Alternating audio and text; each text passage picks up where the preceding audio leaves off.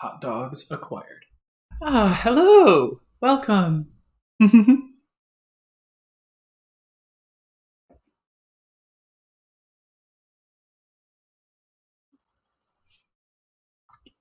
Long time no see.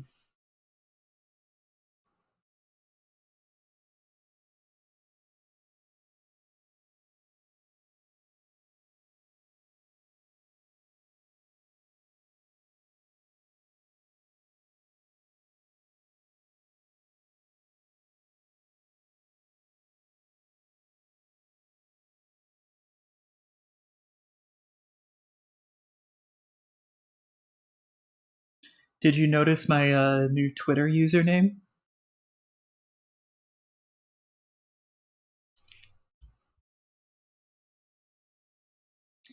Oh my god, I know, right? Thank you so much for showing up to my stream apropos of nothing the exact moment it starts. Ah, you must be a psychic clown.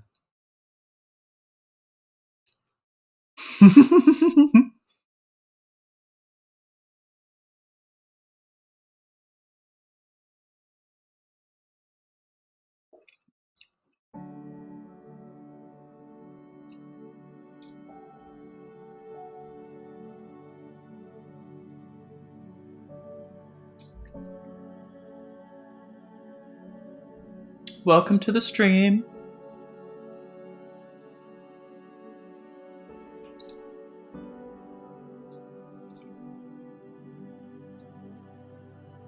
Yes, I am working on finishing my dogs first. Do not worry.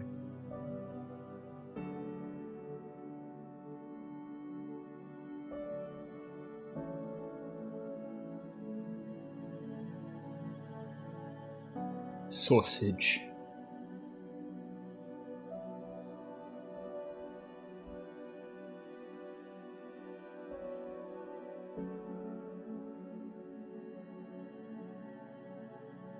The Burnistown Butcher.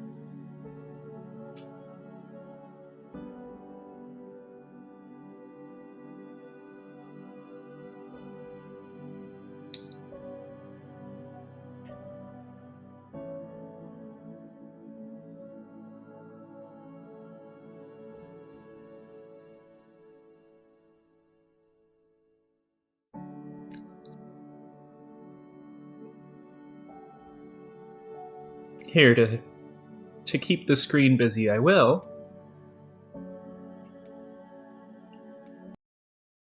start the second trailer, which in my opinion is the best trailer. It's also indicative of stuff that's about to happen.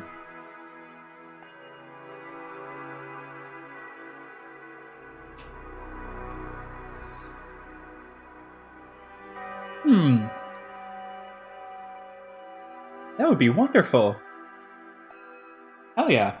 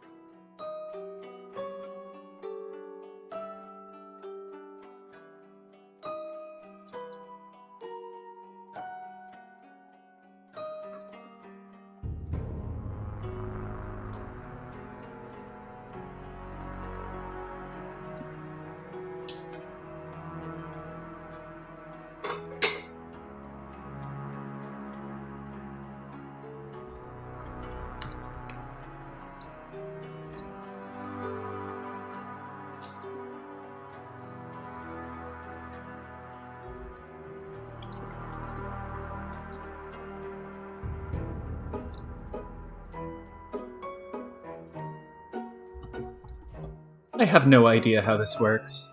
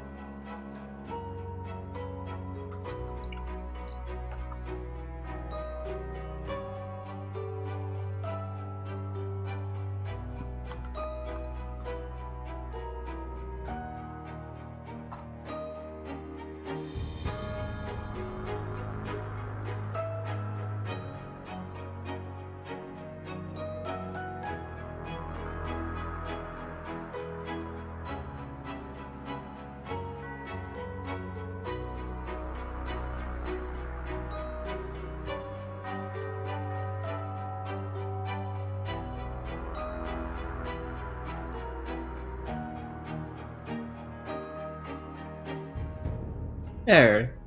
That seems like it'll be a good variety of quotes. Excuse me.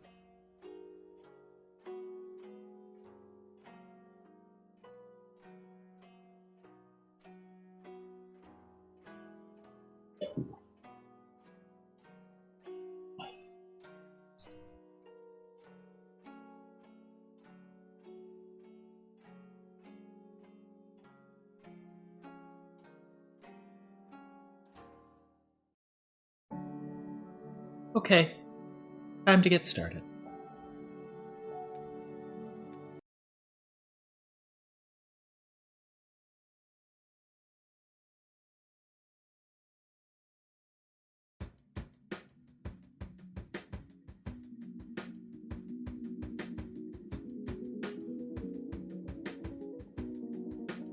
Evacuation of the island was chaotic, but swift.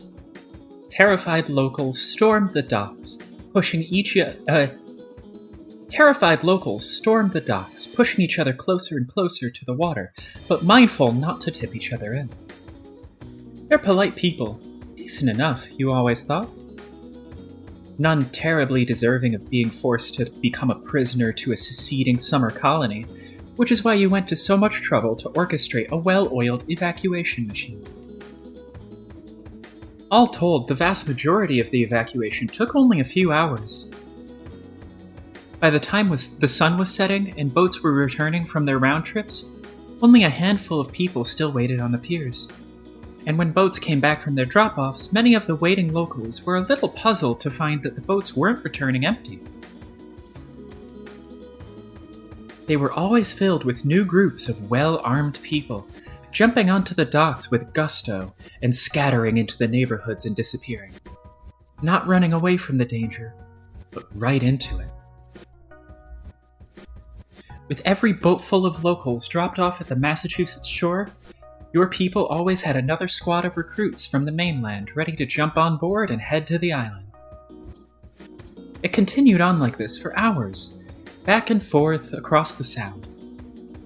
Where the population at the beginning of the day was around 10,000, the final head count after a near-total evacuation was 13,000. Your false flag maneuver simply replaced the entire population of the island with rabid Jubilites, and then some. The new recruits remained faithful that the crisis posed no danger to them and was merely a powerful act of praxis. And they would keep coming well after the evacuation, too. There was no need to bother with the pretense of renting Airbnbs anymore, or keeping a low profile. The new residents of the island began occupying the houses vacated by locals, along with a large supply of empty summer homes. No form of authority existed to stop you anymore. Collectively, all of you are the authority.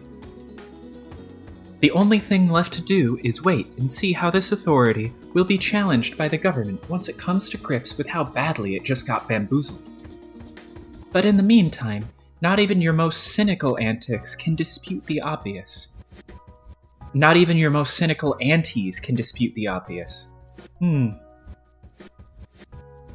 But in the meantime, not even your most cynical antis can dispute the obvious. This island now belongs to you. Unfortunately, it will be some time before you're healthy enough to appreciate your conquest, let alone conscious enough.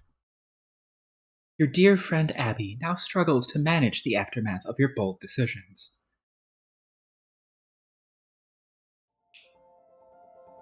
See, I don't know if you can hear me. You have to get better soon, okay? If you didn't make it, I'd be so lost. Don't think I could even go on. People are already looking to me for answers. I don't have the slightest idea how to handle this situation. The news is going insane about it. And my parents are losing it. I don't know what to tell them. I'm just ignoring them for now until I know what your plan is. I don't even know how. How were you going to follow this up? I doubt people will believe the bio attack was real forever. There are already a lot of questions about it. What happens next? What if all the people try to come back and, send the military this time? Mostly, I'm so worried about you. Please don't leave me. I'd be so devastated. Okay, I'll be back to check on you soon. Your clown ring is waiting downstairs for orders. I guess I'll tell them something. I don't know what yet. To protect the island, I guess. I have no idea what else there even is to do at this point. Feel better.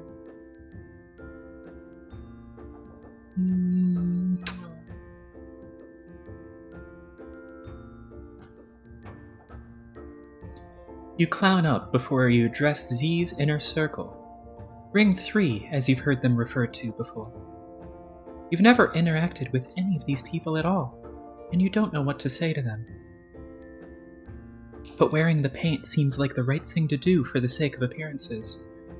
They will be looking to you for leadership now.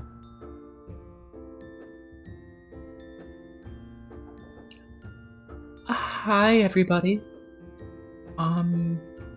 I guess none of you have ever heard from me directly before, have you? Well, I'm Apple Pie, as I'm sure you know. But you can just call me Abby. I just made my clown name for fun. It was never supposed to be a serious code name or anything. Z is obviously wounded and very sick. So I need to make sure everything is running smoothly while she recovers. Which means... well, I'm still not sure what that means. Sorry, I didn't expect having to do this, and I don't really have a plan yet. Fidget. But what we do know is yesterday Z cleared out the entire population of the island with a really crazy stunt. And we don't know how long that can last before the authorities catch on to the, prank?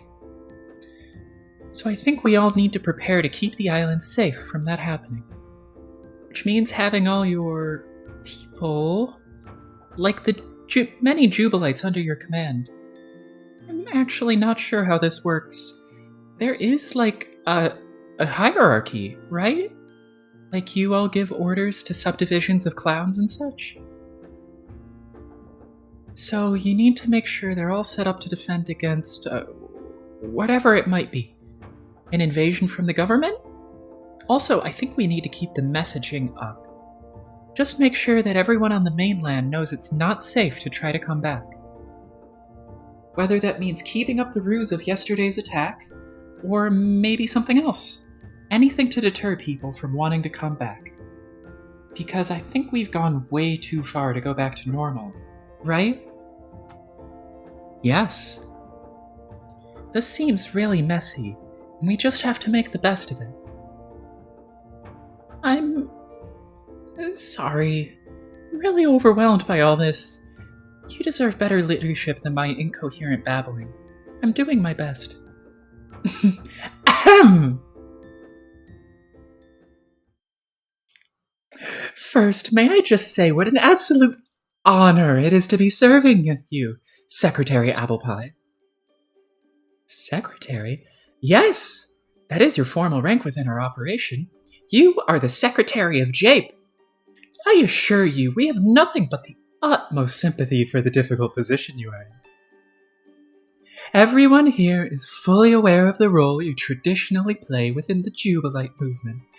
You are, how shall I say, more of an inspirational figure? A hands-off secretary who remains uninvolved with the tedium of daily operations.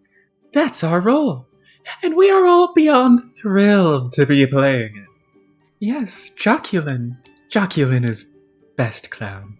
Do you see her heelys? Her skate shoes? So I completely understand if you find yourself in an awkward position. I see. Yes, thank you for understanding. Joculin. It's my clownsona name. We all go by our clownsonas in this operation. No human names allowed, as a matter of policy. It's strictly for security reasons, you understand. But we will all be more than pleased to refer to you as Secretary Abby as a special exception, if that is your wish. Oh, yeah, thank you. Or just Abby is also fine. You got it, Abby. It's so great to be finally speaking with you.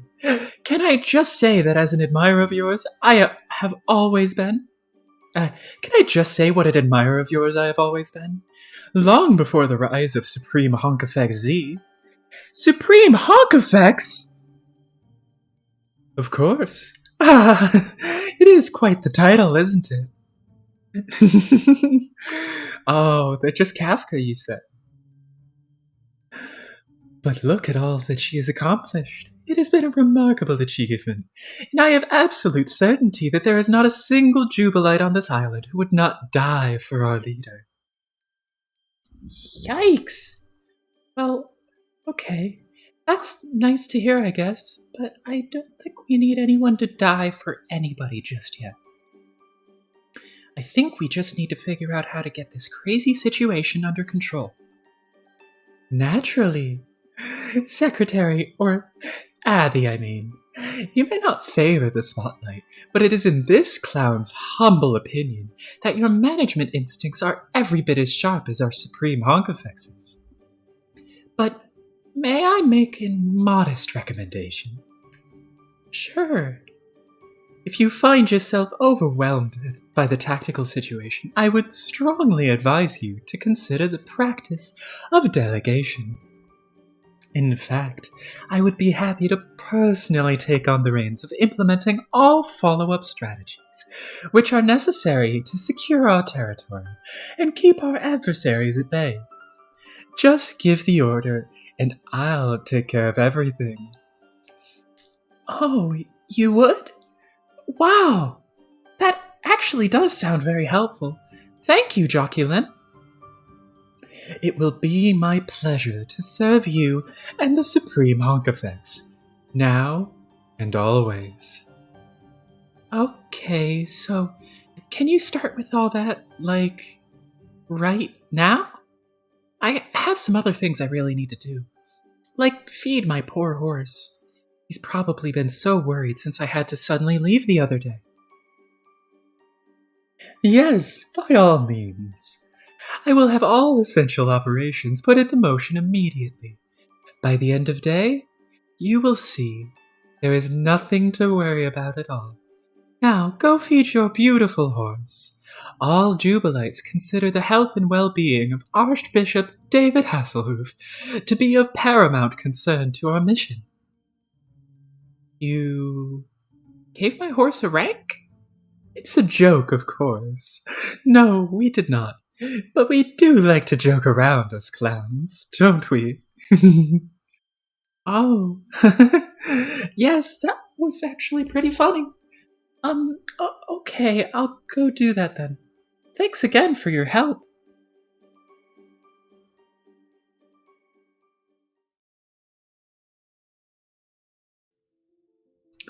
You walk away feeling relieved of administrative responsibility, only to realize now you have time to dwell on all your other problems.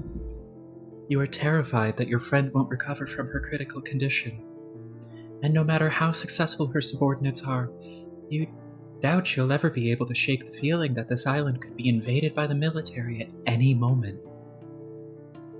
Your parents are pissed, not only at your involvement in the secession of their favorite summer colony, but they now realize they've been played as well.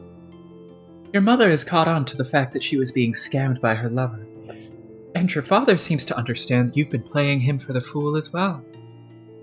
They want their money back. But obviously that's not going to happen. You'll have to think about how to play it. You don't think your mom knows she was being catfished by Z and Percy. Maybe you can try to convince your dad that you were sincere about the Bitcoin stuff, but you were being scammed by the same guy that your mom was. That seems like a plausible out, but it would just involve more lying. And maybe it's not even worth it anymore. Maybe Z was right, and you're better off just giving up on the idea that parents like this are worth having any relationship with at all. You take another look at the news. It's pure madness. You and Z are everywhere. Everywhere you look when it comes to trending topics online and coverage of recent events. The upheaval around the country is accelerating, and all the footage you can find now features way too many clowns in the gathering for your comfort. No matter which media outlet you turn to, it always seems they'd rather point their cameras at a bunch of unruly clowns than focus on the real issues, originally propelling the civil unrest. And yet, it's hard to deny that the gradually coalescing rhetorical message of this clown ruckus ties into Z's political agenda, which she so assiduously itemized in her manifesto. This movement, which once seemed nothing more than a bunch of anarchist jesters opportunistically making mischief, now more closely resembles open revolt against capitalist and imperialist state power. More police stations are falling, and small pockets of territory are being captured by Jubilites. But nobody knows where this is going, or what the vision is for the direction of the movement without the guidance of their supreme honk effects, otherwise known as your best friend. You need Z.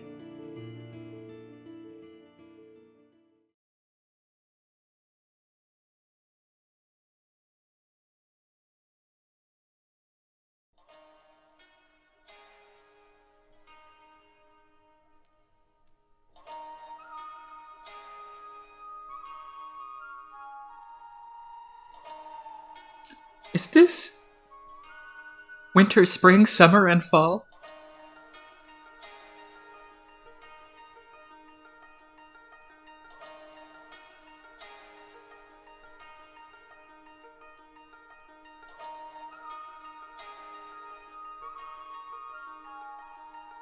That's just Avatar. Speaking of Avatar,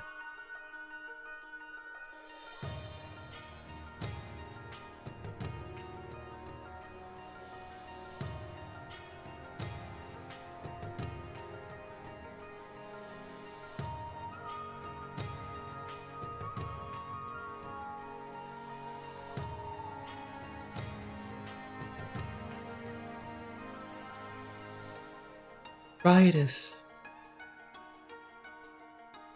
I'm dreaming again. Don't make me wake up this time. I want some answers. I have no power to wake you up. The sickness inside you keeps you asleep. What do you want to know? Last time I dreamed of you, you said I was doing well, But doing well at what? Shouldn't you answer that? What is it you believe you're actually doing? I don't know. A lot of shit. Fighting for survival. And you're still alive, are you not? I guess? Then you are doing well. This is some cagey bullshit. I think you know more. I think you know there's a lot more going on here than just surviving. You're the one who gave me all these ideas, after all. Yes. So, why? What do you even want out of this? You mentioned survival. Perhaps this is my aim as well. Inevitably, we all die, of course. Even entire civilizations die. So doesn't it stand to reason that part of one's quest for survival is the propagation of everything one identifies with? And if a civilization is to survive beyond its time, doesn't it need to concern itself with such propagation methods as well? So you're saying your society on Whimsify is dead, and this is your way of keeping it alive? Aside from the means of communicating my culture to you, what is so unusual about this? There are many nations on your planet which have engaged in similar practices, including the one you have begun to challenge. Practices like imperialism? Conquest can be achieved in so many ways. Often the most effective ways are when the conquered don't even fully grasp what is being taken. Often the most effective ways are when the conquered don't even fully grasp that is what's taking place. Does this ring true of the nation you were born in? I mean, if you're saying America does a lot of sketchy shit all over the world, but also has this, vast hegemonic influence over everything through culture and economics without even needing to invade all nations on Earth? Yeah, I know that. It's some kind of basic shit? The situation you described surely happens in many deliberate ways.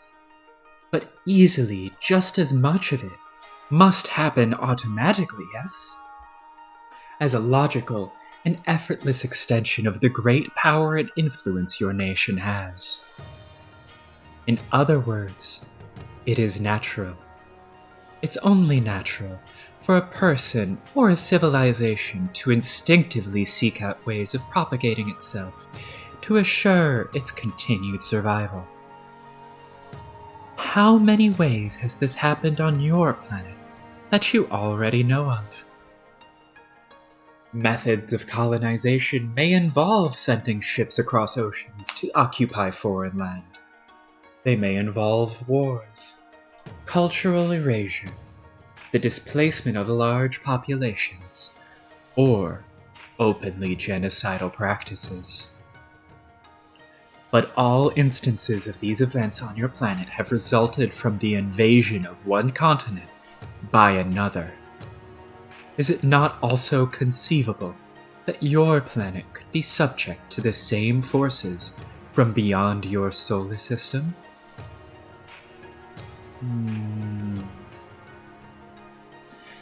I don't mean to alarm you by raising the possibility.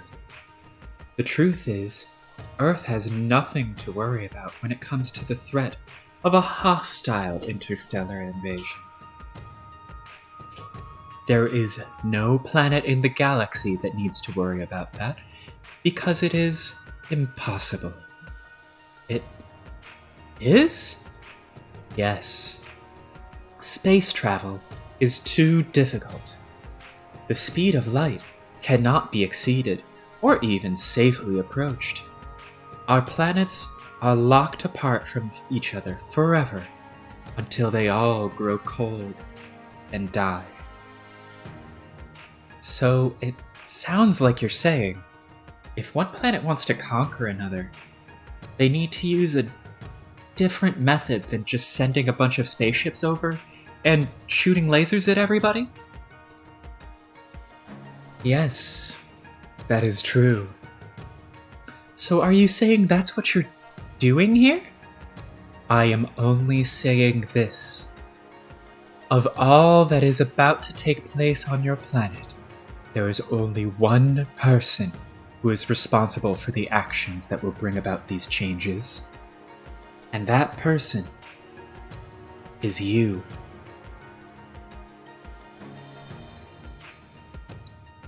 Wait, don't go.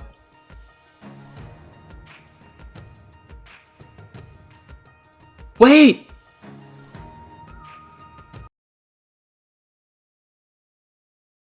Nosebleed.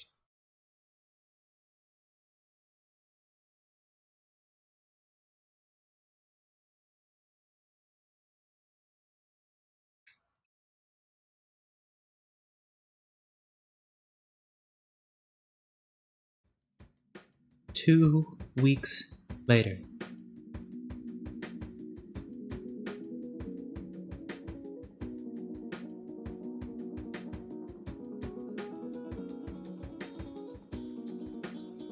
After a couple of weeks in bed, you manage to beat the virus. You feel weak, and you still can't put any weight on your wounded leg.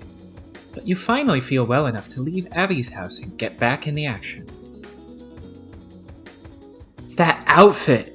Look at that! The gender! Speaking of action, even though you could hardly post any content due to being sick, your brand continued its relentless forward march. Z69 Clownboner 420. 1,125 posts. 38 million followers. One following. The evacuation stunt, now widely regarded as a maneuver you orchestrated for the purposes of seizing full possession of the island, grabbed the world's undivided attention as the flashpoint for a credible resistance movement against the United States government. The ensuing media frenzy and global political discourse have only served to ratchet up your follower count precipitously. If you were in better health, you'd have been able to appreciate your outrageously snowballing fame a lot more. But as it was, you could barely manage to lift your phone most days. Today, you're just happy to be able to get out for some fresh air. It's your first in-person debriefing with Ring 3 since you've been sick. Or ever, for that matter. All previous meetings were done online while you were all keeping a low profile. But now that you control the island absolutely, there's little need for such discretion. Ring 3, under the delegated supervision of Joculin, recently reallocated a nearby country club for meeting purposes. You've just arrived, and are ready to hear the full report. You're more than a little anxious to hear what your organization has been up to while you've been in recovery.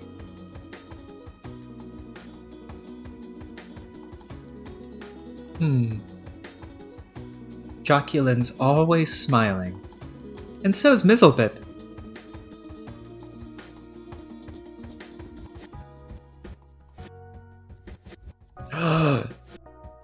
They're crying. Tears of joy. The fuck is all this? I'm getting the full 12 clown salute, huh? Well, I'm flattered, but at ease, bitches. I'm alive, and long past due for a proper debriefing.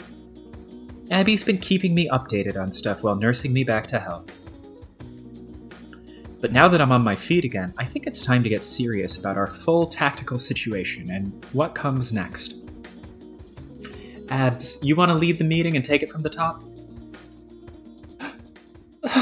Me? Sure. You're the Secretary of Jape, after all. So I've been told. Okay, here's what's been going on since the evacuation.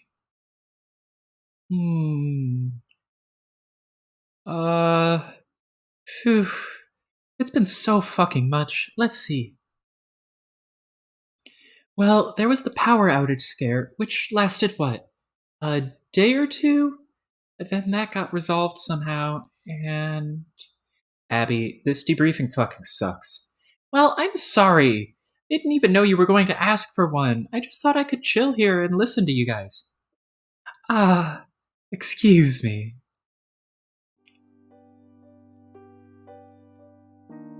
Secretary Abby.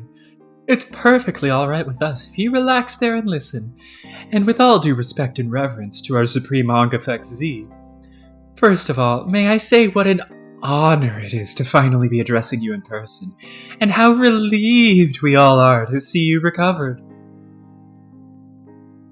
Yeah, sure. What are you trying to say here? You're, joculant, right? Yes! Wow, you remembered my name. Oh my god, I'm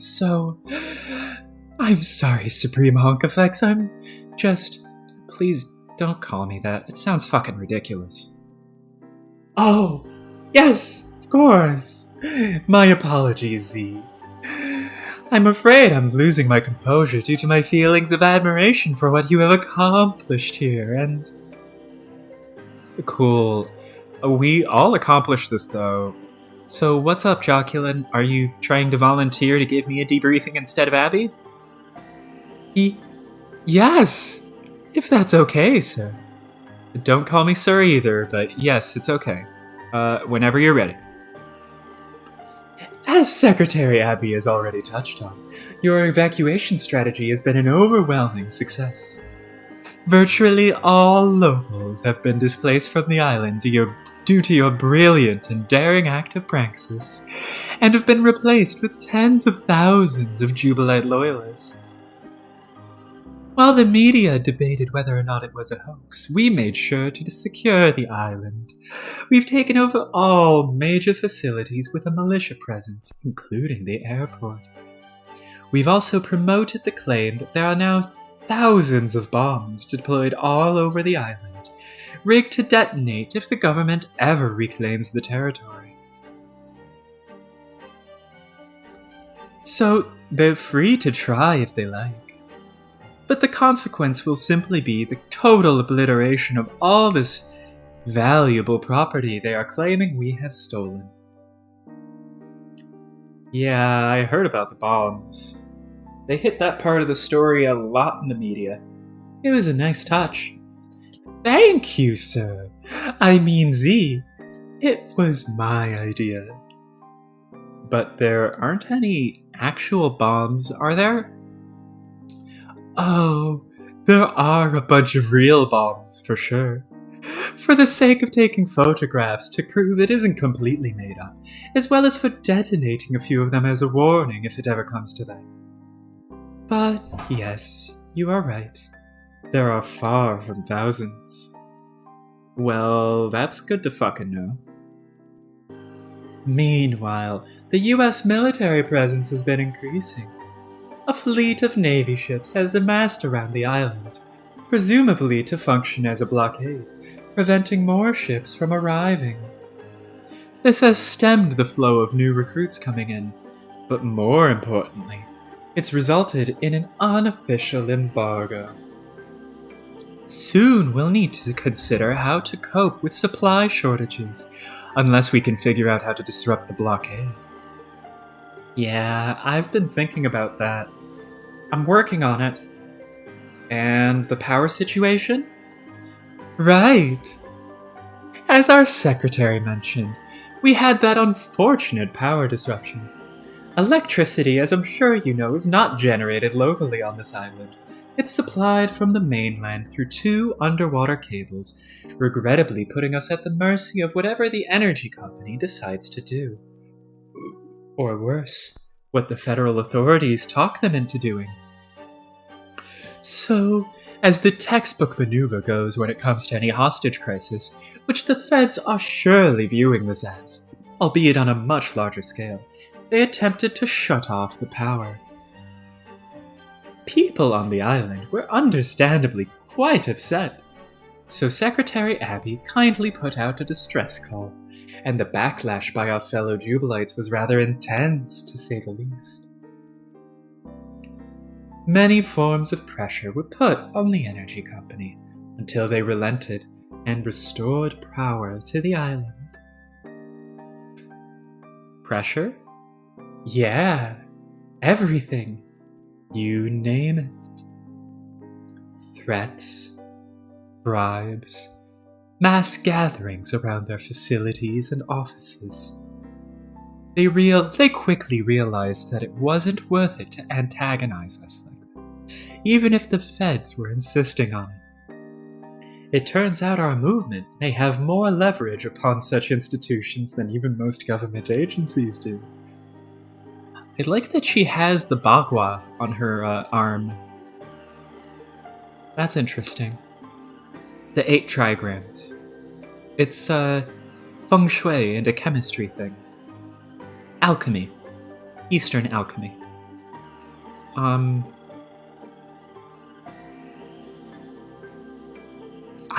I actually have all 8 of them memorized, but I won't get into that.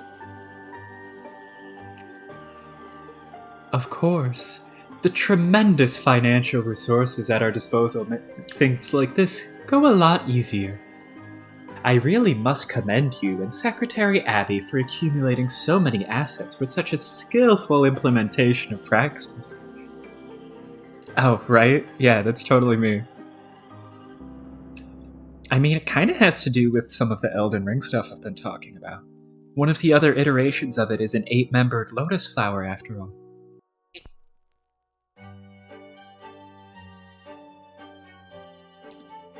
I can't imagine anyone else in the movement has been as successful with the technique as you have. But then, look who I'm talking to here, the inventor of Praxis herself. Whoa, okay, let's slow down here. It's good you all got the power back on. That was important, obviously. But you say you're also spending money to make shit happen now? Yes, we have been. All with Secretary Abby's approval first, of course. I have also been recommending a significant allocation of resources to a newly formed marketing wing of the Jubilite movement. I'm not sure if you've been tracking the metrics. What am I saying? You've been sick in bed, but you may want to take a look. Our following around the world has exploded since your phenomenal evacuation strategy, combined with my marketing methods. I did notice, actually. The numbers have really gone haywire. But I guess getting worldwide attention for conquering an American summer colony will do that. And, whatever shit you're doing with the marketing, I'm sure that's good too. How much have you been spending on it? Oh, many millions. But don't worry. According to Secretary Abby, it all represents a minuscule portion of the movement's total assets. Yeah, I thought it sounded okay. We have so much now, and we've hardly done anything with it. What could it hurt? Yeah, this is all totally fine. Actually, it's very good. It transitions nicely into the next section of the manifesto. It does? I was going to start distributing it after the evac stunt, but I got shot in the leg and then knocked on my ass by the Rona. So the advanced Praxis shit got deployed, but it really sounds like you got a head start on some of it without realizing it. So, what is it actually?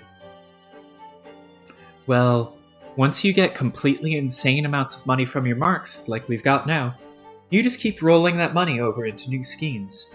The money makes everything easier at that point. Doing stuff like you already did to solve the power issue. You apply pressure. You can buy people off, or use operatives on the mainland to twist people's arms into doing shit, or even both at once. Mostly, this was meant to be applied to more financing schemes. For instance, we run through our trusty old political donor lists, find some big names, target their money guys, like their financial firms or whatever, and look for weak spots. Nerds who move the money around, buy and sell stocks, whatever it is they do. And just apply pressure. Wave dollar figures in front of their faces that they aren't used to being paid, and threaten them with consequences they're in no way equipped to handle. A few million in bribes here to pry loose a few billion in assets there, and you have a good return on investment. Oh! Yes! This makes so much sense. It's so exciting that I was unwittingly anticipating the next phase of our operation. Yeah, basically. It is the next logical step, isn't it? Not to me. I had no idea that's where we were going. It sounds really ambitious. So does taking over an island, doesn't it? Yeah, which... I mean, that's been pretty dangerous, too. And now it sounds like you're pushing a campaign of, I guess, stealing from as many rich people and companies as possible? Yes. I'm not opposed to it. It's just... my parents are one thing. I felt like, I don't know, like this was a sort of a fun game? But this... are you sure we can all handle this? Secretary Abby, not to worry. Remember, that's what you have me for. It's perfectly alright if you didn't have the natural foresight into advanced praxis that I had. I'm here to complement your position of command, to expand upon it to make you even more effective. We all have our skills, don't we? Supreme Honk Effect Z. Or, oops, just Z, I mean. She is a great visionary. The glorious clown mother of all that we celebrate here on this island. Whereas I would like to see myself as a very skilled administrator. Someone who can handle all that boring stuff with money, logistics, planning, and whatnot. And you're good at... Well, you have an incredible social media presence. Oh, and you're super pretty, and you have a beautiful horse. So you see, we all have something to contribute. Each of us is like a puzzle piece that fits into the big picture of being under siege socialism. That's a tattoo of the Bahwa. It's, the 8 trigrams. It's a Eastern alchemical thing. So the very top is Yan, and the very bottom is Yin. And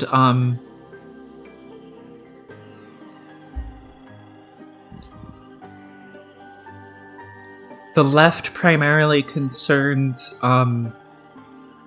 fire and metals, while the right the left primarily concerns fire and earth, while the right primarily concerns water and metals. One of them talks about containment and balancing. I believe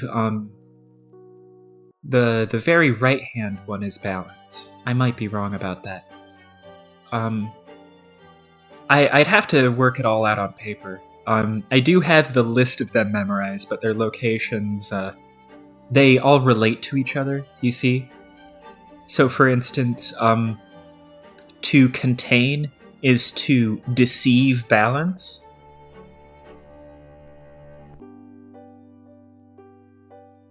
It's kind of fun. I won't get too much into it, though.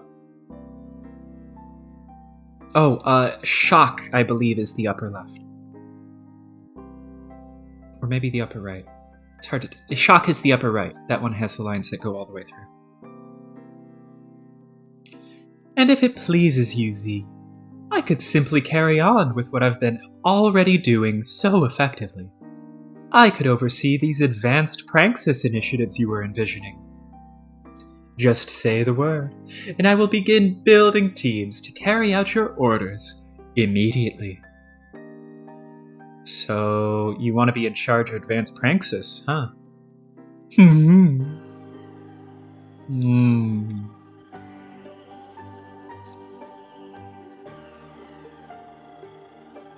Does that say Dharma? It does! That says Dharma in the middle. The chaotic juxtaposition Dharma.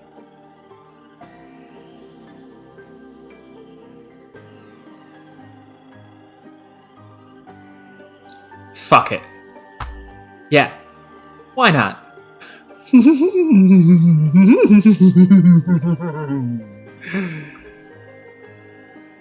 I'll publish the chapter soon, but this material needs to stay internal for now. I can't be too public about it until we have a lot of plays in motion. Don't want to tip our hands too early. Get back to me tomorrow when you have a plan. We can talk more about it then. I gotta go home and lie down. My leg's still killing me. Abby, ready to go? That's a very happy joculin. Very happy indeed. Later.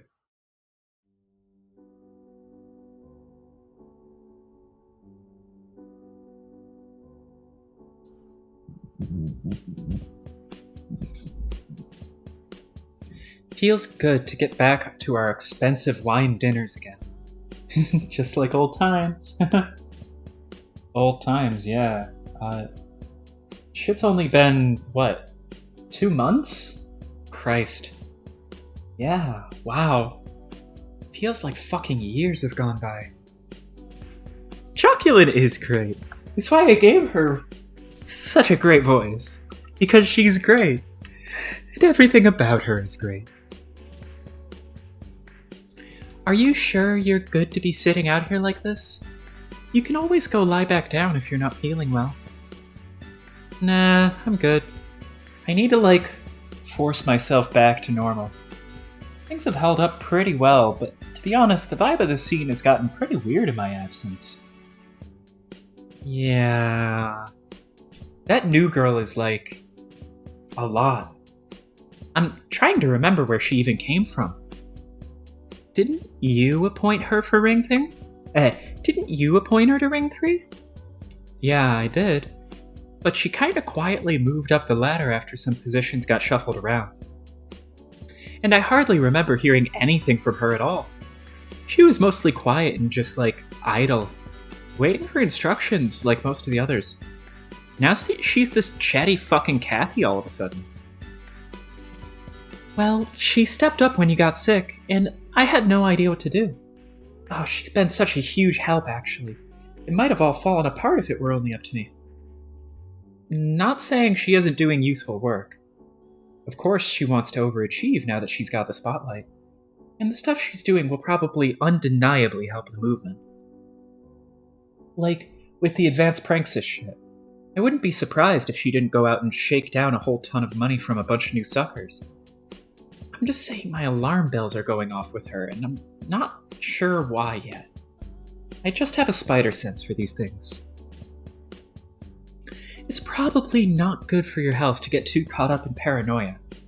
I think she's most likely just a nice girl who got inspired by all the stuff you wrote. And now she's trying really hard to impress you, that's all. I can kind of relate to where she's coming from.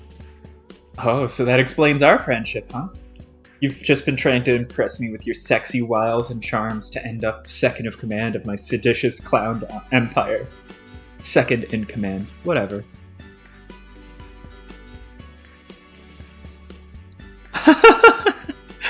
Yes! You figured out my master plan. I saw you in that restaurant waiting tables one time and was like, now there's a girl who's going to cause Nantucket Island to secede from the Union with a cloud-themed social media campaign. You sure know how to play the long game. Embedding yourself as a high-ranking official in my impromptu paramilitary circus for years just for your shot at getting me that lesbian kiss out of me. Just for your shot at getting that lesbian kiss out of me you've always been after. Stop! Please don't mess with me like that, it's so mean. I'm done trying to put the moves on you, I swear. Who? Oh, it's That's interesting. It's like, a skirt maybe pulled all the way up over her belly button and like a crop top. I'm just trying to take care of you. You've been in such bad shape and got yourself in so much trouble. Well, we both got ourselves in trouble and need to take care of each other until we can, like, survive this? I know, I'm just joking around. I'm always just joking. I'm not trying to be mean to you. I just joke around when I'm stressed about stuff. You just need to relax. Don't think about all this garbage constantly. At least take a break from it all at night. Other people can worry about the hard stuff for you now. That's what all your obsequious clown helpers are for. Here, let me top you off. Yeah, I don't know if I should drink this. I'm kind of fucked up on pain meds. Oh, yeah, good point. Well, more for me. I don't remember you being this much of a wine mom before all this. I must have done this to you, didn't I? No, I've just been so stressed. I've never been through anything in my life what the last couple of weeks were like. With you sick, and dealing with the government, my parents, and the fandom, and the media going ballistic over this, I've had to find ways to cope. I'm sorry. God. I should have thought it through, what this was going to be like for you. Don't be sorry. I've been right here watching how all this unfolded. You got fucked over by cops, and all you wanted to do was fight back. And that, like, got all mixed up with your new project. Probably no one out there can possibly understand the truth about why you felt like you had to take it this far. But I do. Yeah, that's always been the problem. When you're under attack by murderous assholes with all the power and laws on their side, you can roll over and die, run away or whatever, where you can fight. But once you start fighting, the question always is, when do you even stop? Then you realize you can't, because once you start, you establish yourself as a threat to them, and they'll stop at nothing to put you down. So it turns out you can't stop fighting until the threat is completely wiped out, or they'll just keep coming. Then the question becomes, who's they? Is it just the police? Well, who the fuck do they work for? Turns out they is really the whole system. All corporate and state power. If they constantly show they want you dead if you're willing to fight back at all, then what choice do you have but to keep fighting to the death? Yikes. But yeah, you're totally right. I can see it now. It's not like I even wanted this. Taking over a whole island? That wasn't really in the blueprint. They just forced my hand. I'm just tired. Well, the Rona really wiped you out. I know, I mean, mentally too. I spent the last 2 weeks in and out of a COVID and pain med fog. But that day I got shot, some real serious shit happened that day. Which I barely had any which I had barely any time to process with my rational brain. Yeah, you lost a lot that day. You found out about your mom, then Percy. I felt so sorry for you, but I haven't known what to say. Do you want to talk about it? Man, which one? Both of those topics are two completely different conversations. Either one you want. I'm not prepared at all for whatever the conversation about my mom would be. As for Percy, don't know what to say. Just sucks. I know you always like to tease him, but it seemed to me like you actually really liked him. It's okay to mourn for a person you cared about. I don't think I liked him like that, though. It's more complicated. Isn't he still on your unlock screen? Oh. Yeah. I don't know. It sounds like you did like him like that. Abby, Percy was my soldier, and he died because of me. He died for this cause. He died because I sent him down this road, and he never even knew what I was signing him up for. You're the soldier, huh? Okay, if you insist that's how it was. But just remember, I'm your friend, and you can talk to me. You don't have to run away from your feelings forever. I'm not running away from shit. It's the truth. It's true about all these people here, and all over the world now. They all signed up for something I started, which could end up very badly for everyone if I fuck anything else up. But it's not like I can just stop. The fate of too many people depends on me now. And the forces we're attacking here are legitimately quite evil. I can't shake the feeling that this is all important work to be doing, in addition to just being a necessity of survival. And then my insane dreams keep reaffirming this. Dreams? Yeah, they've been getting more intense. You mean the same kind of dreams which inspired your manifesto? Yeah, I had some more while I was sick. They're more vivid than ever. He speaks to me more clearly now. Ooh. Riotous.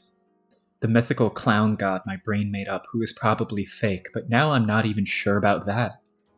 So maybe I'm going crazy. Maybe it's just the disease wreaking havoc on my mind. I'm sure that's what it was.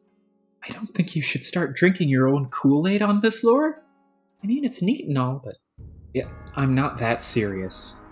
I think it's just my subconscious talking to me. But it's very lucid stuff. All this material I'm spreading around. It's like a vision from some other place.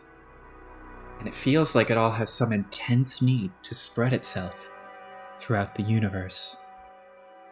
Like colonizing our world, overriding our various nations and cultures, but without any actual invasions. Instead, it's more like it's being channeled through me from a place we can't even comprehend. So you mean like imperialism? Isn't that bad though? I thought your manifesto was on record as saying that all sucks. It does. The kind that's been practiced on Earth. And if aliens sent ships to Earth and conquered us, that would be bad too. But I think this is something different. I have no idea if it's good or bad, actually. But if it catches on with everyone and turns out to be what cures this planet of, like, injustice, economic inequality, and all that, could it really be that bad? I don't think I'm qualified to answer that, but it sounds a bit like a rationalization. Maybe the kind that more traditional imperialists have used to justify expanding their own influence in the past. Like they could have said, if only we invade this poor country or that one, just think of all the boons our advanced society could give them. New science and medicine or whatever. Or new forms of morality, because our religion is better than theirs. Stuff like that, you know? Yeah, I was gonna say, like, wait for it. Yeah, you could be right. I gotta stop thinking like this. Like, these are anything but weird dreams.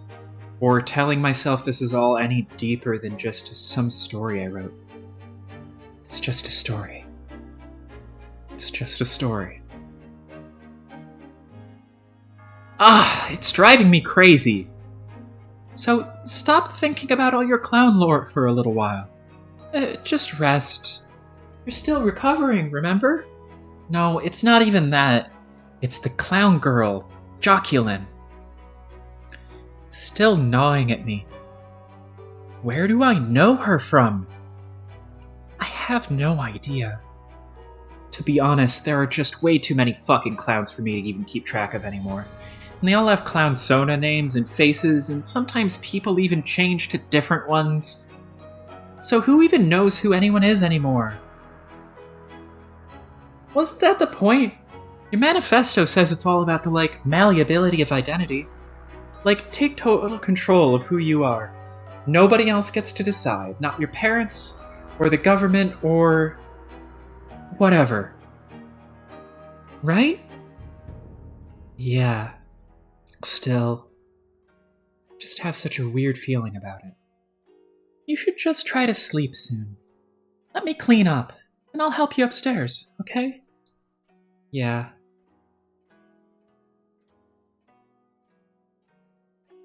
Something occurs to you. It was that tattoo.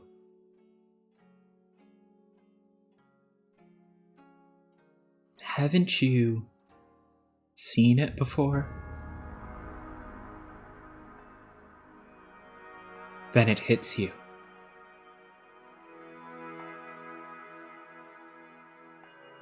You open your now massive list of haters. You scroll all the way to the top, where the oldest aunties are. The one you click on is the very first, actually.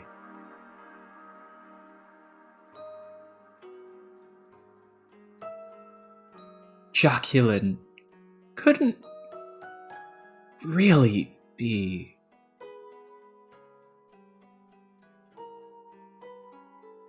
Could she?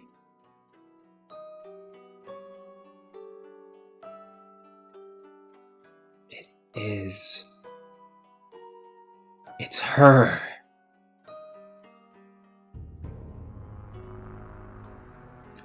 This was the first bitch who canceled you.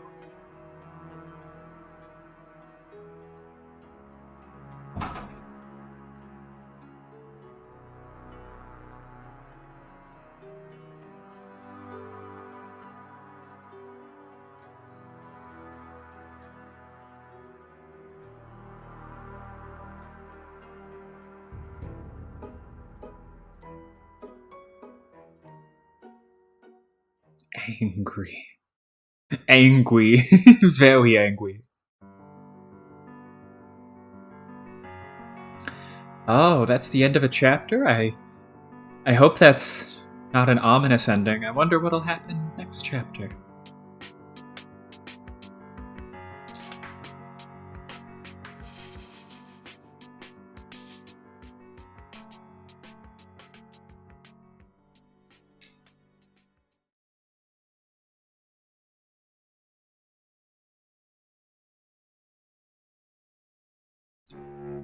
It never even stood a chance.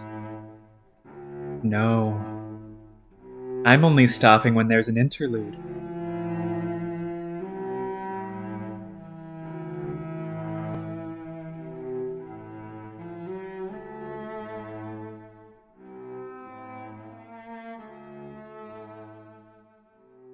That sword. 1 month later. Z69 Clown Boner 420. Z. Supreme honk effects of the Jubilites. Gender. Clown. Location. New Whimsify.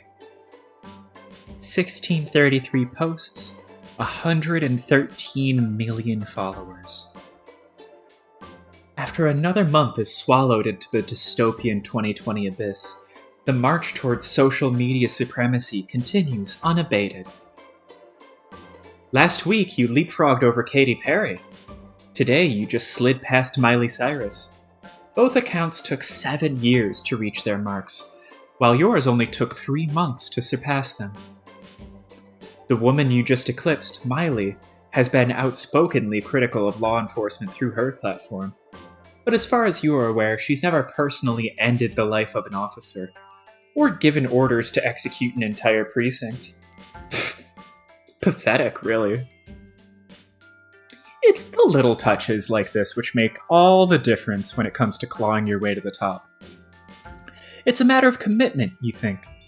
You've been catching a lot of bitches slipping lately. and rankings have served them notice. Chloe, Nikki. Wonder who's past that.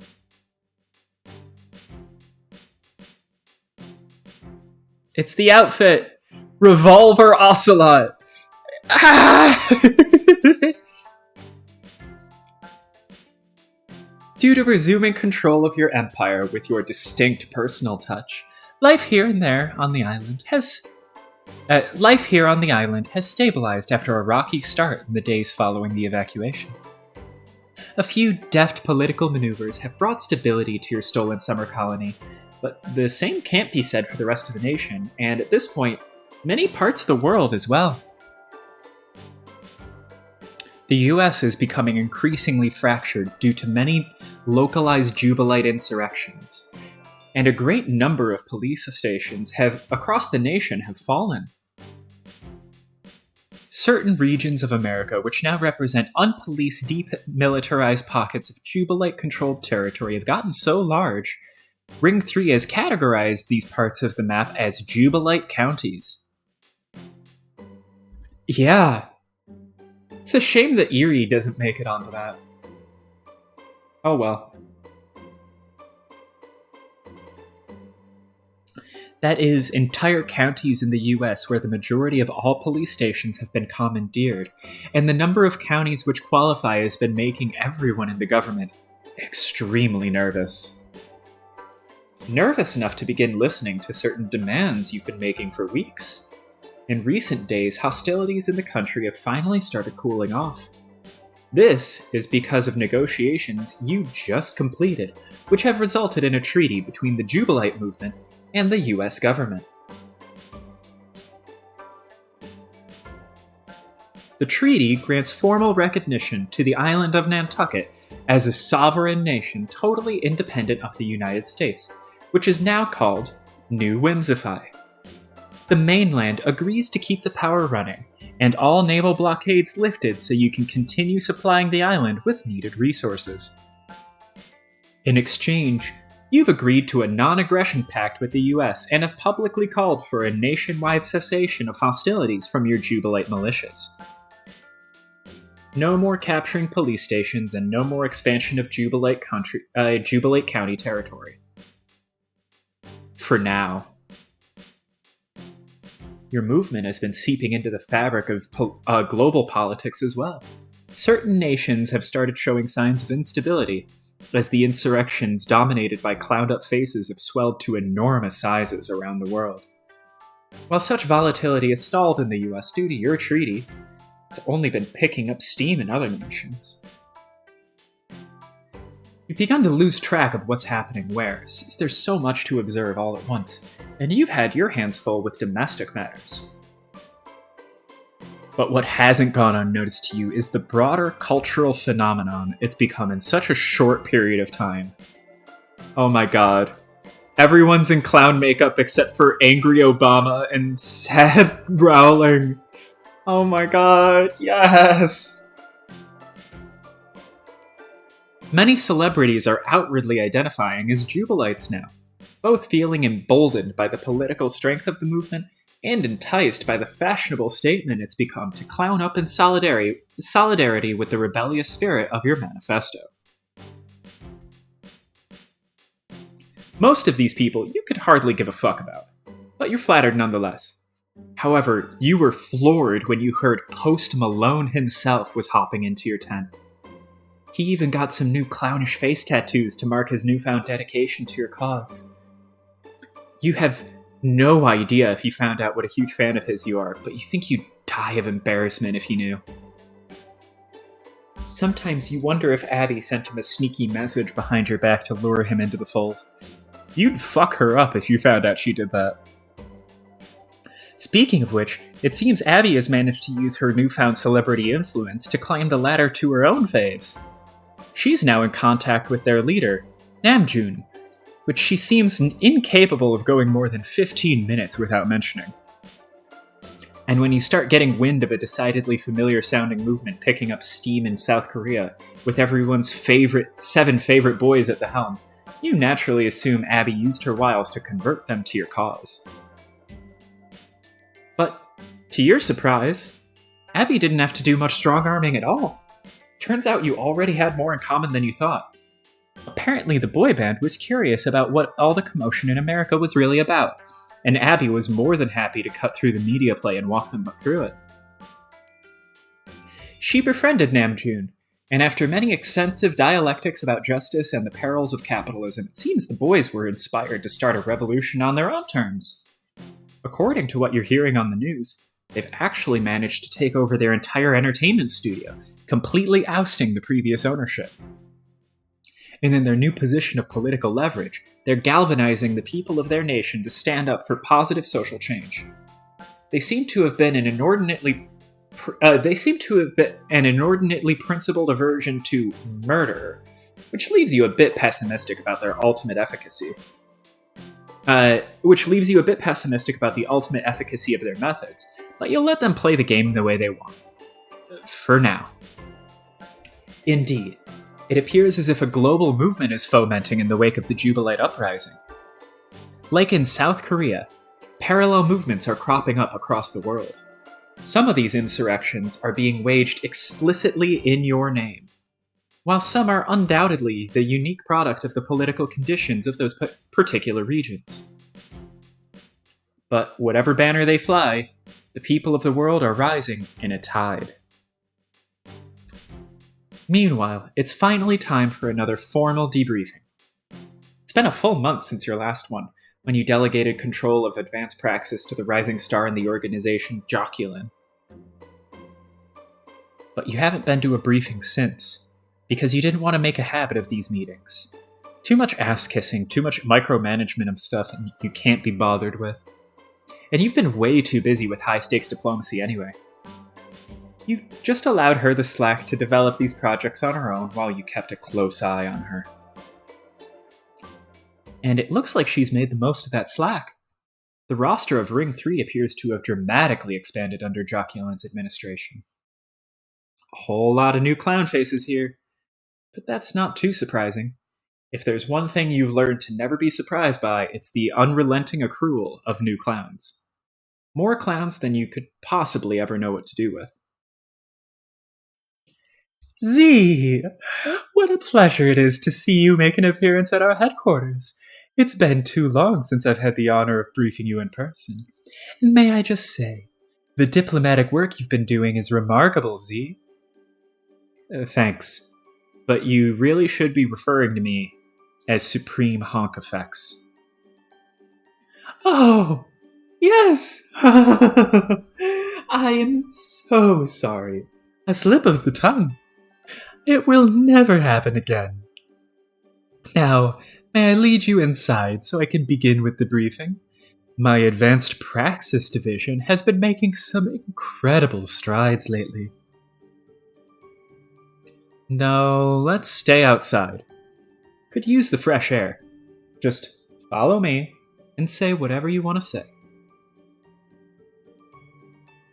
First, may I say, if it ever appears that I condescend to describe the tenets of advanced praxis to their author, it is only for the purpose of fully elaborating on them for a wider audience. Such as this gallery of rogues here. Who knows how well these chucklefucks are on Jubilite? How well read these chucklefucks are on Jubilite theory? Am I right? Wow, I flubbed that line a few times. Sorry.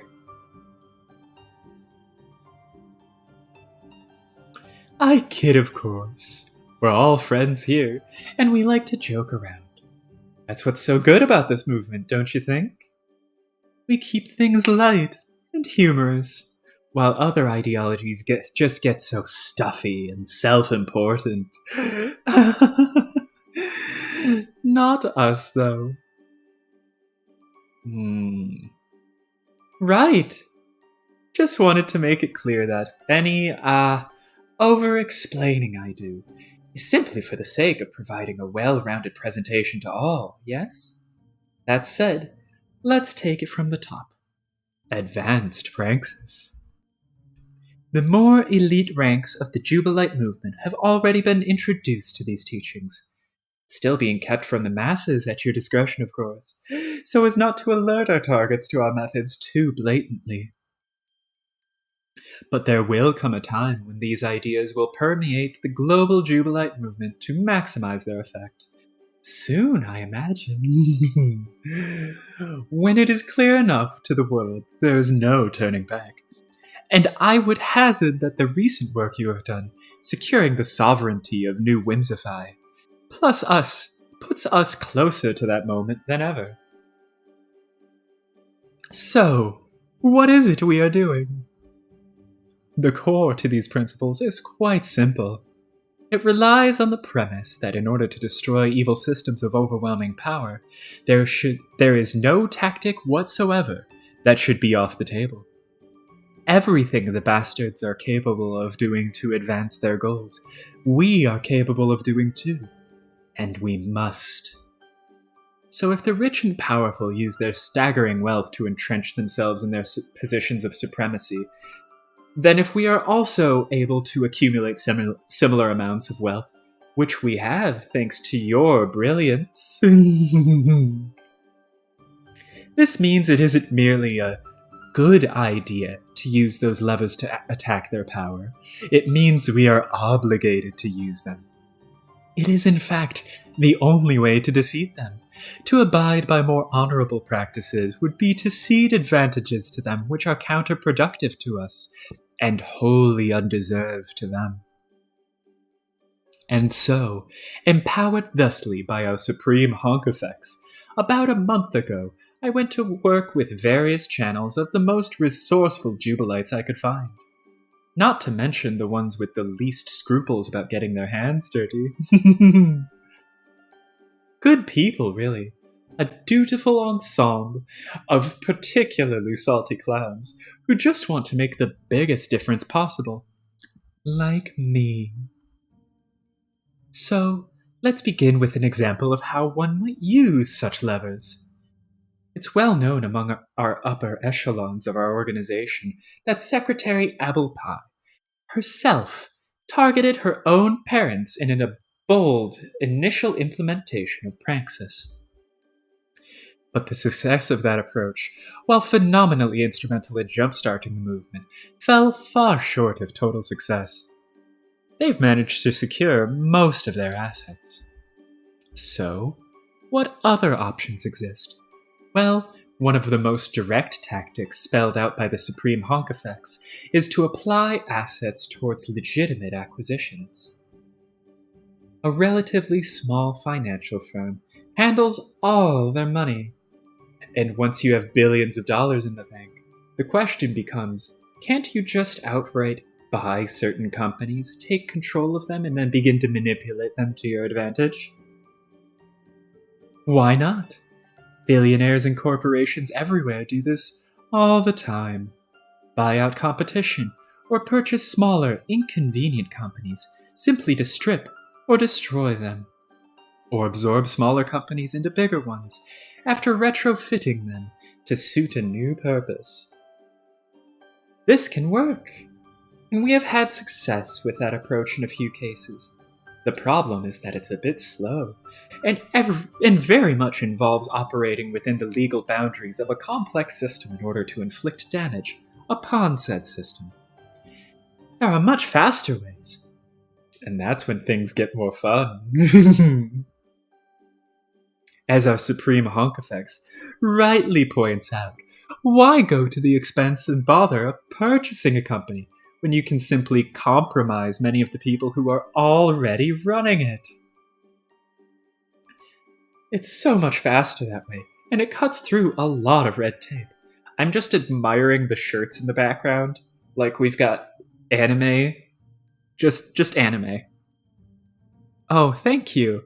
I'm having lots of fun doing Joculan's voice. It's very jocular. Also, it's the only way I could see to fit this, well, person.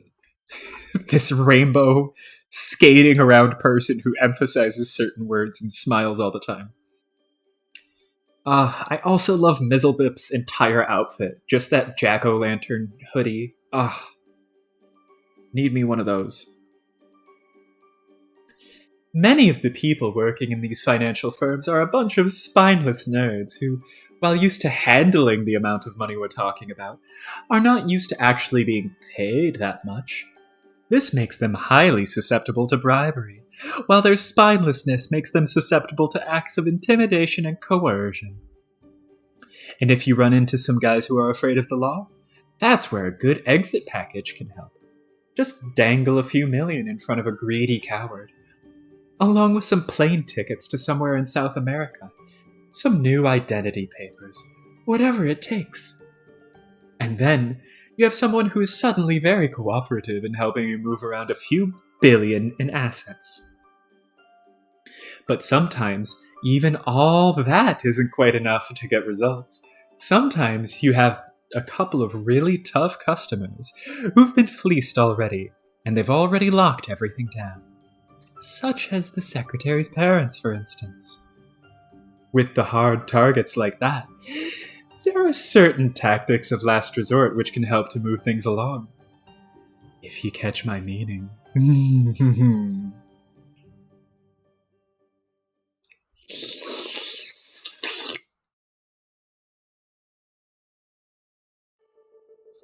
That isn't your call to make. Oh, yes, I know that. I wouldn't even dream of green-lighting such a play without your express approval first. I'm just saying, it's always on the table for any of these depraved capital-hoarding vultures. Not just her parents. I was just using them as a convenient example. So why don't you tell me what's actually been done instead of explaining all my shit back to me? Absolutely. I'll waste no more of your time, Supreme Honk Effects. We can all see you must attend to geopolitical concerns of a higher magnitude than my modest little accounting report, so I shall cut straight to the chase. Jesus. First, I should mention I've been dividing acquisitions over the last month into two columns: hard assets and soft assets. Assets, of course, are anything of value: cash, bonds, stocks, deeds to property, equity of any sort. Hard assets are now under direct control of the Jubilite organization, such as money in one of our bank accounts or property owned by one of our members and offered up to the organization. The total hard assets are now valued at well over $200 billion. Damn. Right? Not bad for a month of advanced praxis. Prankses. Not bad for a month of advanced pranksis. Tireless round-the-clock pranksis by yours truly, mind you. But still a nice haul, if I say so myself. But it gets better. Soft assets I have defined as those not technically in our possession. These are assets still controlled by outsiders who happen to be seriously compromised by us in some way. This means that in the event it becomes necessary, there is high likelihood the assets could be transferred over to us. Naturally, it's harder to get a concrete tally of these resources, but my estimates have our global soft assets at about $1.5 trillion. That's a lot of fucking money. It sure is. It turns out it's a lot easier to move this kind of money around than you'd think, since there's barely any real footprint to our movement. If we want to quietly transfer stock from a hedge fund into our portfolio, it's just assigned to one of our members, rather than a formal Jubilite entity that's easily traced. We're also counting occupied property as hard assets. That is, any empty house or building our forces have seized, which authorities have deemed too difficult to reclaim. For instance, we have well-armed Jubilites stationed in thousands of empty summer homes, in Martha's Vineyard alone. That is billions of dollars worth of property, not even to speak of the value of the entire island on which we stand. Such seizures have been taking place almost everywhere in the world. I must say it makes accounting estimates difficult. However, I believe you will find my rough figures to be quite reliable. And all these people you compromised. To account for the $1 trillion in soft assets. Where are these people? Everywhere! I began by targeting the most obvious pressure points of the American economy. The big investment firms, banks and such. But the more I began delegating the generalized principles of advanced praxis throughout my networks, the more our people began to improvise and target many more entities. There are now thousands of Jubilite operatives working on this. They're squeezing marks in all the big companies. Facebook, Exxon, Amazon, a lot of people in Facebook actually, including Zuckerberg himself, which I don't mind stating with a certain amount of pride. Huh. Really? Trust me, Supreme Honk Effects. We've got this guy by the balls. Nice. Sounds like that should come in handy. Oh, believe me, it already has. It turns out compromising the human resource infrastructure of just about any major corporation yields a wider range of benefits than increasing the financial fluidity of our movement. Pull the strings on a social media giant, control narratives more easily. On an energy giant, influence global geopolitics to our advantage. On an entertainment giant, well, you can change a lot of hearts and minds that way, can't you? Unless... What are you getting at here? I've been quite pleased to see Secretary Applepie herself has been taking up the cause of advanced praxis. Totally unprompted and uninstructed. Also, without including me in the loop, or coordinating with my networks in any way. Are you talking about Abby's K-pop shit? Yes! Her excellent work with that Korean group, which is remarkably popular. Somehow, by utilizing the world-renowned status she has achieved through your visionary work, she has convinced the band members to engage in praxis and commandeer the entertainment company they are under contract with. Yes, I know about this. This company made about $500 million in revenue last year, and yet due to the way that the secretary has gone about this, she has not compromised them in a way that will allow our organization to siphon any of that revenue away from the company. That's why it's so important for those engaging in advanced praxis to stay connected with my network, to make sure we benefit from each operation. I understand that this was a pet project of hers, because she admires these particular musicians. Yeah, it was. I thought she was just fucking around. I'm amazed she got them to actually do it. As am I! Nothing but respect for my secretary. I don't think she compromised them, though. I think they're just doing their own thing. Like, taking control of their own shit and vibing with some of the same anti-imperialist stuff we do. I think Abby's just having fun helping them out is all. And there surely is no harm in having a bit of fun during all this. That's what praxis is all about, isn't it? But I'd also wonder, what the exact utility of establishing such high-profile contacts with no intention of exploiting them? Abby would never let us do that. Precisely. Which is why I can't help but feel, what? Well, considering her rank, and the influence she holds, and the example she could be setting, I can't help but feel that as much as I love everything she has contributed to our movement, that perhaps someone could be occupying her position who possibly contributes a little more to the movement? Tangibly, I mean, in terms of improving the bottom line. Someone who helps bring a strong financial return on all these advanced praxis efforts.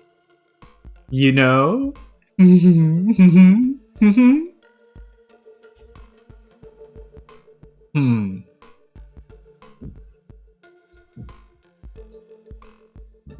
here. Yeah. I mean, you aren't wrong. The type of person you have described would objectively be a better fit for the number 2 spot. Can't even argue with that.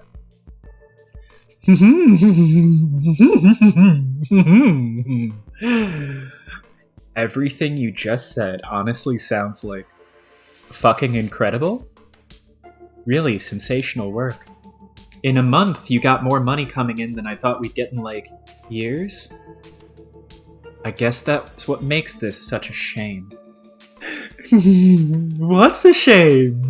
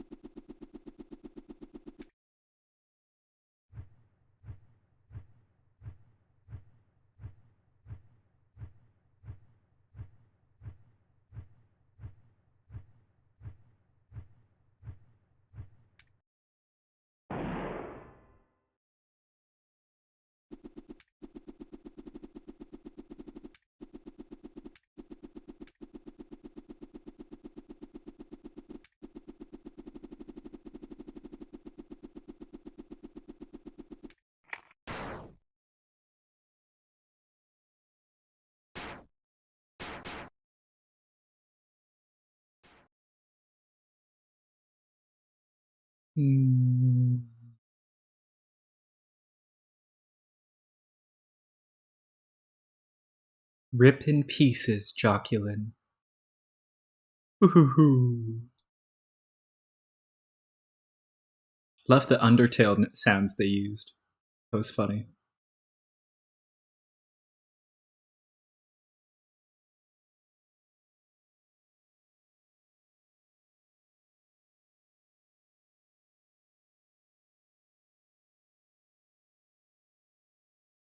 Traitors get bullets.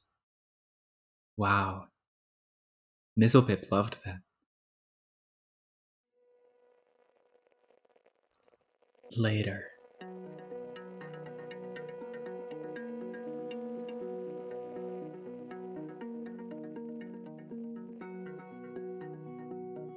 So I guess you must have heard about what happened today. Abby. Bitch, I'm trying to have a normal conversation with a normal person. Incredibly, having to spend all day with a bunch of weird ass-kissing clowns makes me feel like I'm losing my mind. Yeah, sorry. I'm just in the middle of an important conversation. Is that your K-pop boy? Yes. How's it been going with him? Very good. It still feels surreal being on speaking terms with one of my idols, though. I guess I can relate. I mean, to him, not to you. Oh. Feels like somebody tells me something like that every day now. Haha, yeah.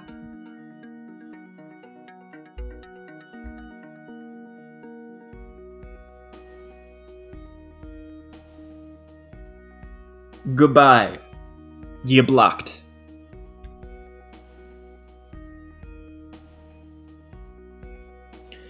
Haha, yeah. I guess cult of personality is a powerful thing. It sucks, actually, but yeah.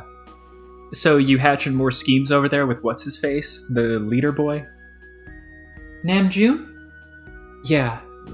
I think at this point you're just forgetting their names on purpose.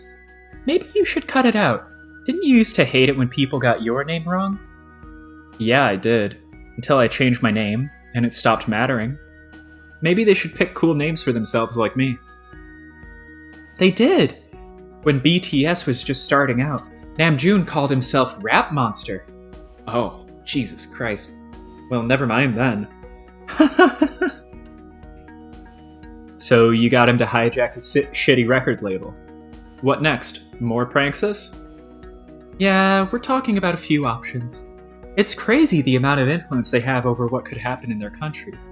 Probably even more than you have here. Well, yeah, clearly. I'm just an American anti-hero cult figure or something. But enemy number one to the state. Those guys are so benign.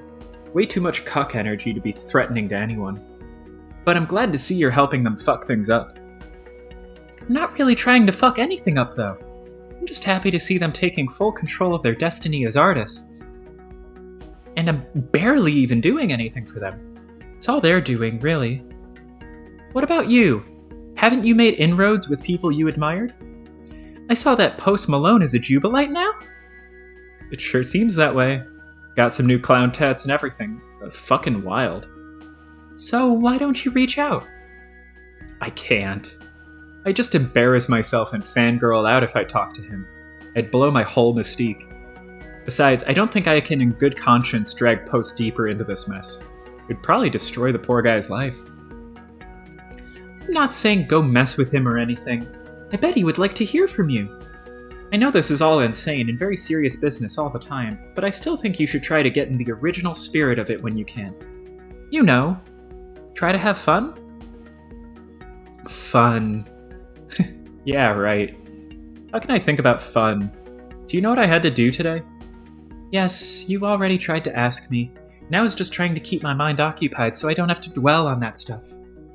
I'm sure you had good reasons for dealing with Joculin that way. You're trying to keep us all alive here, and that probably means making tough decisions.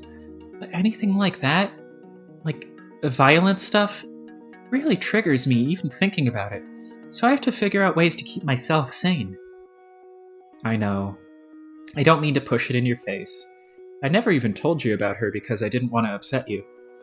Told me what? About a month ago, I figured out she was one of the girls who terrorized me after my breakdown a few years ago. And somehow she climbed the ladder as an undercover clown. Oh, jeez. That is really scary. I don't even think she had a problem with me after all this time. I doubt she ever even believed in anything. She never actually cared about my original problematic shit I got cancelled for. She just enjoyed using it as an excuse to trash me.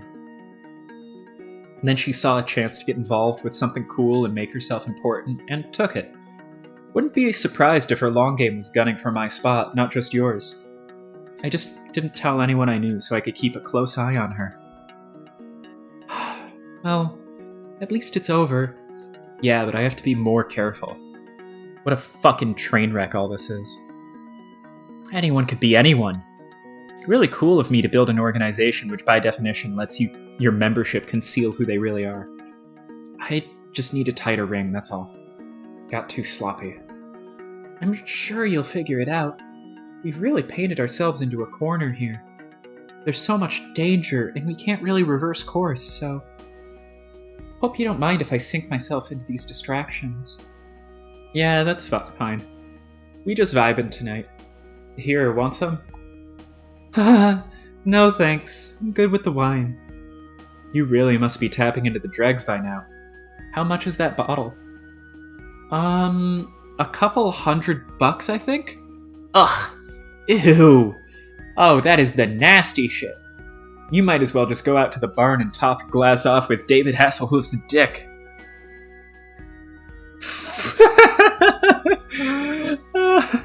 It's fine. Anyway, since when did you start blazing it? Since like 1 billion tons of weed started getting smuggled onto the island. Seems like a lot of land is getting adapted to weed farming now. That's cool, I guess. New Whimsify does need an economy after all. Seems like a good export model.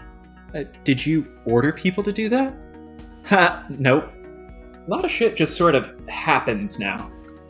I barely have to do anything operational, except preside over the occasional clown execution. Yeah, let's hope that duty stays very occasional. I don't know. My hater list is pretty long by now. Oh, please tell me you're joking. What, about doing more clown executions? Yeah, I was joking. But about the list, It's an actual thing. I thought you knew about it. Yeah, I do know. I was hoping you'd just stop keeping up with it at some point. Are you still actually maintaining it? Well, damn it, Z. There are just so many fucking people out to get us. Really bad people. It's not even just old shitty haters like Joculin anymore. Thank you for deleting that. I'm tracking nasty government and media people too. A bunch of corporate types. Awful guys, you know? Yeah, I get it. They're all terrible. I just think this hit list stuff is really unhealthy for you. Like, psychologically. It makes you really paranoid, and I'm worried that you... What? I just don't want to see you spiral into that dark place that got you started on this all over again. I'll be fine. I know I complain about shit, but I feel much better than I ever did. Everything has a purpose now. I don't need to struggle with my direction in life or what I'm trying to accomplish. That's great and all. And I know you're smarter than me, so sometimes I feel crazy pointing out stuff that sounds like really basic. But all these lists of people you keep, isn't that the kind of thing dictators do? Like, keep track of all the people they don't like who are expendable? That's a pretty melodramatic take. I'm not planning a mass purge of haters and antis, if that's what you're asking. If only because most of these fucking maggots aren't even worth the energy. Alright, if you say so. But I hope you don't mind if I keep just pulling back from all this in any way I can. I'll always be here for you, of course. But I've just been considering deactivating my social media account soon. Are you sure about that? No, it's just something I'm thinking about. To get a little more distance from everything. To keep myself sane. People will see it as a formal resignation from your position in the chain of command, though. Someone else would need to fill the void, and you're the only person I trust. I know that. I'm really wrestling with it. I want to keep supporting you. I just haven't decided what to do yet. Alright then, I'm gonna go piss while you think about it. Give K-pop Monster my regards. While Abby talks to her new friend who once named himself after a monster, you stare in the mirror at her old friend who may in fact be in the process of turning herself into one. So much crazy stuff is happening constantly, it can be easy to start feeling numb to it. But maybe it's a good idea to reflect on certain surreal truths now and then.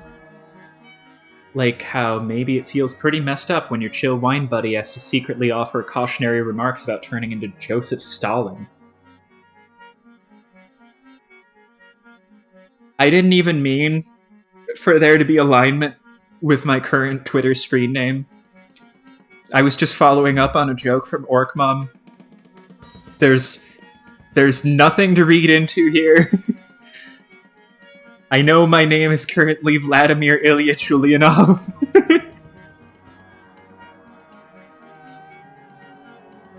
Yes. Joke. That's ridiculous, of course. Yes, many revolutionaries, after tasting success, would hear the siren song of mass murder. But you know in your heart you are different. You've never been more sure that you're doing this for all the right reasons, and anyone who tried to convince you otherwise would probably regret it.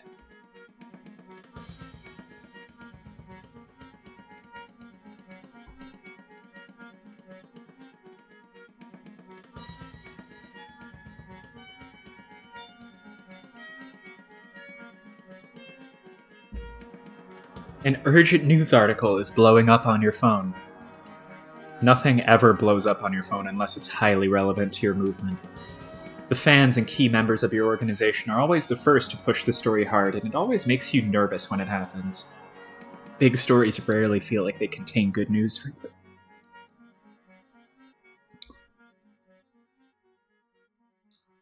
And this one is certainly no exception.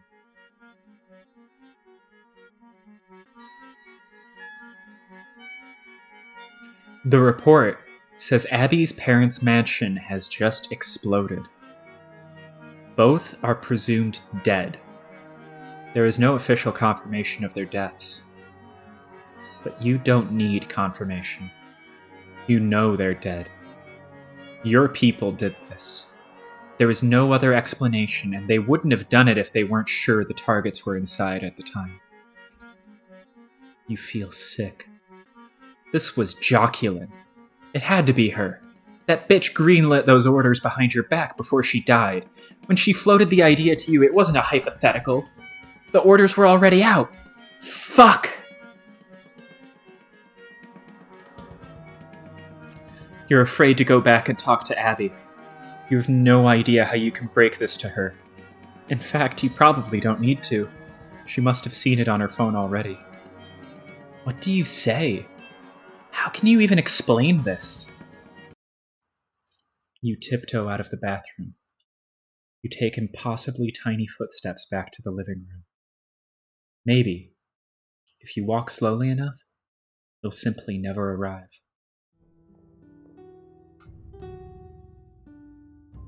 Hey.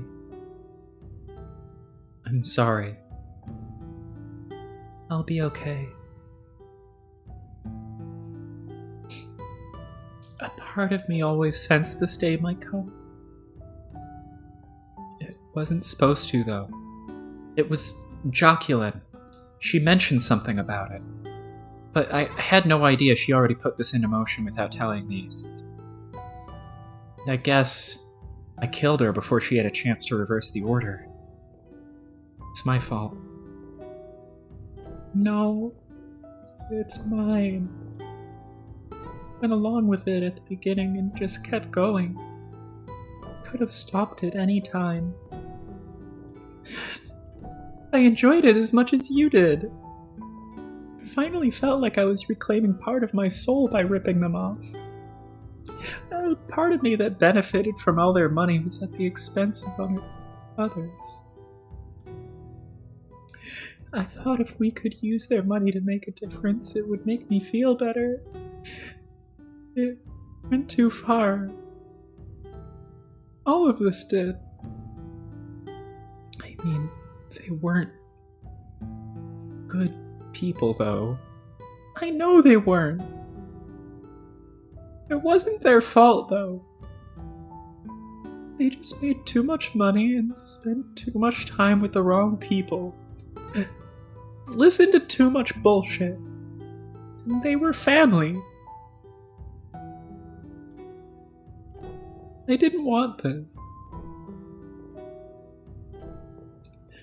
Personally speaking, I know this feels really heavy right now, but you get used to being free of your bad parents.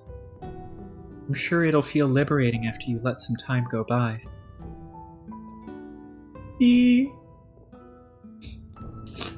I don't think that's a nice thing to say right now. I'm too sad to be mad about it. I have to deactivate my accounts. I'm sure you'll be able to find someone who isn't a backstabber to help you. Still follow you all the way, because I love you. There are certain things I can't do anymore.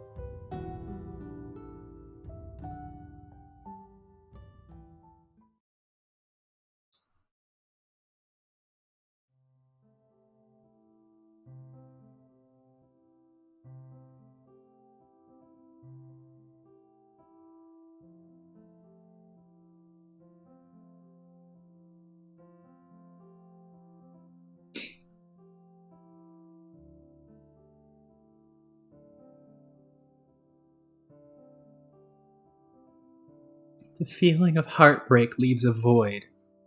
Rage fills it quickly, as usual. At first, it's anger at yourself.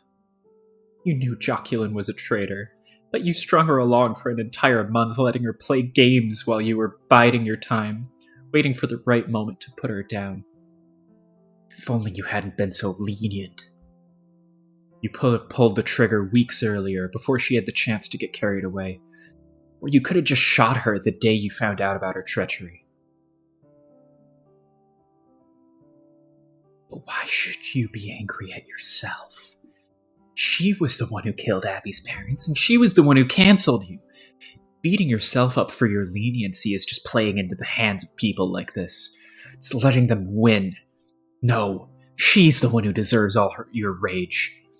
Everyone like her deserves your rage, and maybe even more than just that. Maybe they all deserve what Joculin had coming as well. You can't start thinking that way. You remember what Abby was telling you. About your hater lists, about what that could lead to. You've already hurt her so much. You can't let yourself put her through more grief than she's already endured. You don't know how you'd be able to live with yourself if you destroyed her. You're exhausted. You tell yourself the same thing you've been telling yourself most nights when trying to get to sleep. All these problems will probably seem less insane and unsolvable in the morning. You're never right, obviously, but you tell yourself anyway, like a comforting lullaby.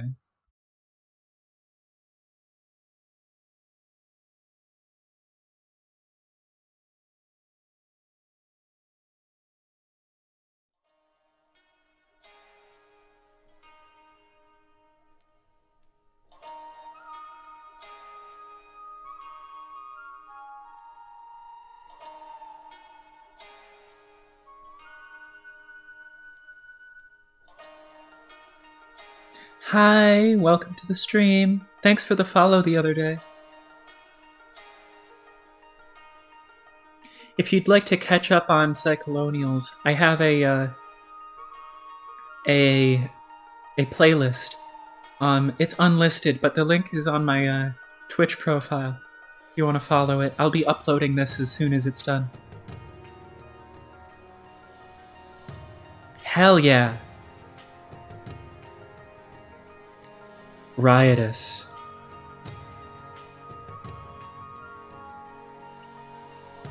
Yes.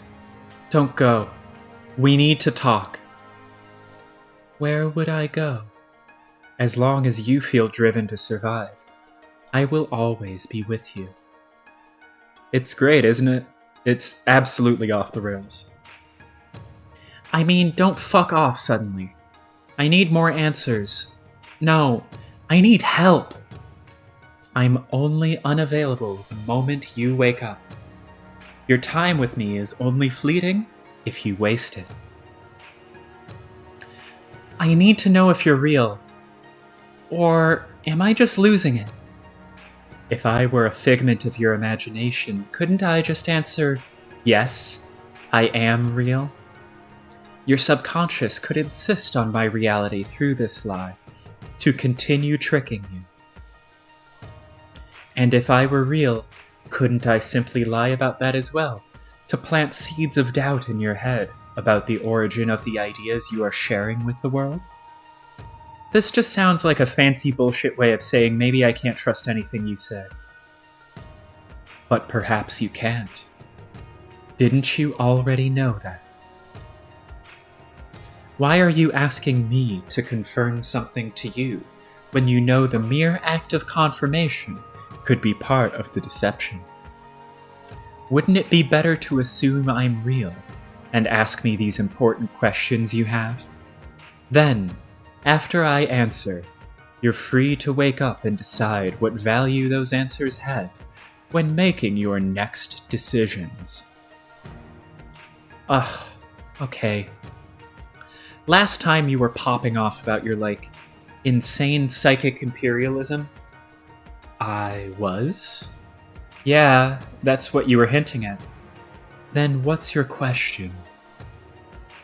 I don't even know yet. I'm just trying to confirm that's what's going on here, based on the presumption you're real. As I just explained, I can't even confirm I am real, let alone confirm what you just asked. But I can continue doing as I've done, which is to speak of certain possibilities. Like what?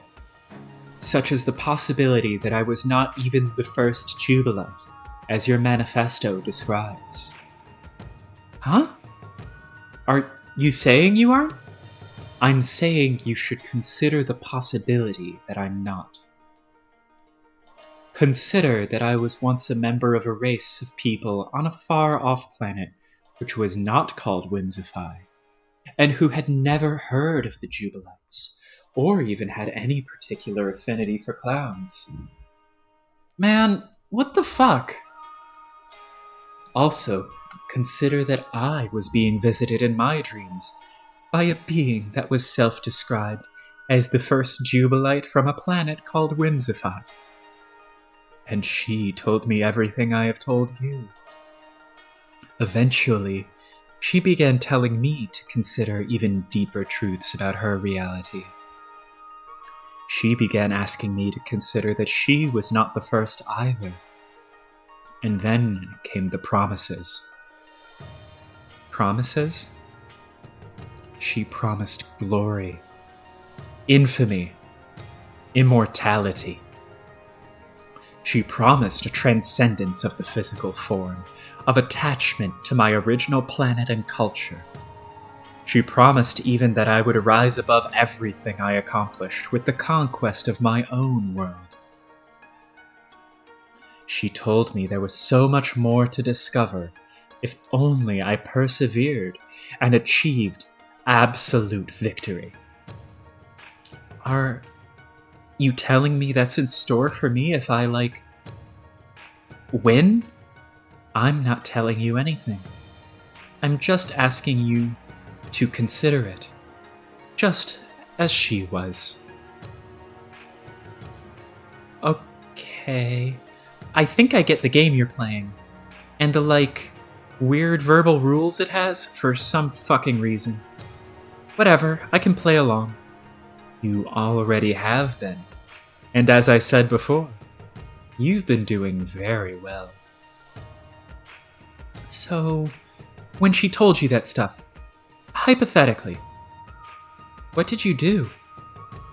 I continued doing what I was already doing, because regardless of where the ideas originated, I believed what I was doing for my world was right.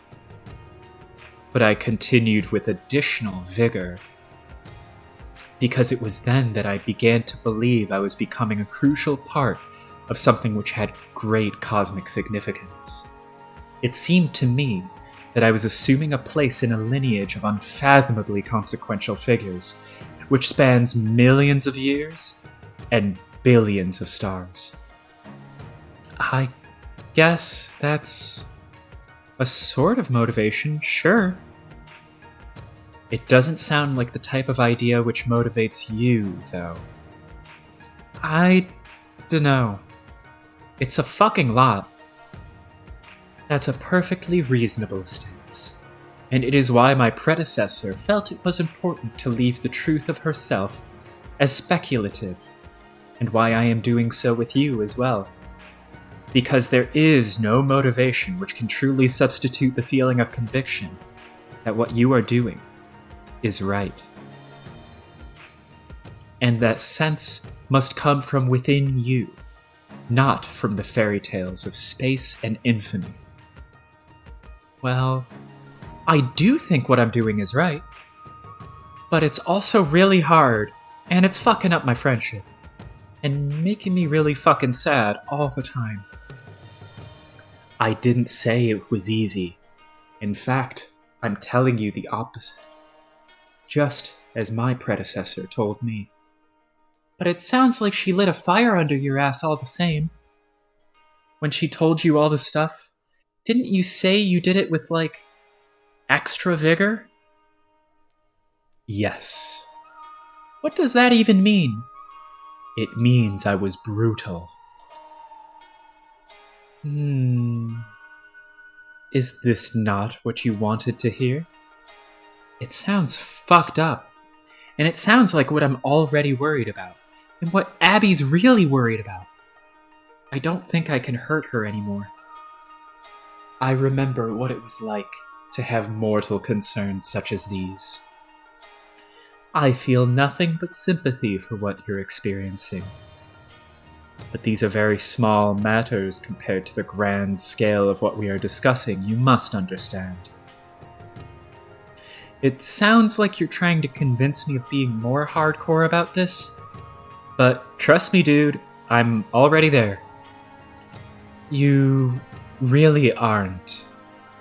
Man, I've made fucking lists, and I just shot a girl today, and she killed Abby's parents, and I am not lecturing you. I am actually paying you a compliment. You have come so much further than I did in a much shorter period of time. How long did it take you? It took me many years to crush all forces of opposition on my planet. The lives lost were countless. You have spent only months pursuing your mission, and yet, incredibly, you are on the precipice of total victory. I am? The fact that success is so nearly within your grasp may not be obvious to you, but it is very clear to me. So, if what I'm hearing is right, you've been coming into my dreams basically to finally tell me how much better at this I am than you. That is not inaccurate, but it is also foolish to be overconfident, and even more foolish to assume the level of brutality you've already inflicted will be even remotely sufficient for completing your mission. Withdrawing now from your instincts for survival and the violence that flows from it naturally would be a great mistake. I don't know if I really... I mean, Abby thinks I should just delete these lists. She's not the Supreme Honk Effects. You are. I know. There were so many who opposed me too. Their methods and motivations were always the same. Ridicule, jealousy, conniving, greed, lust for your power. They will all try to kill you eventually, I promise. So I should... you remember why you wrote your lists originally, don't you? Yeah. Don't you remember what they did to deserve it? There is nothing else for me to say, because you already know this, as well as I. The moment you wrote down their names, they were already dead.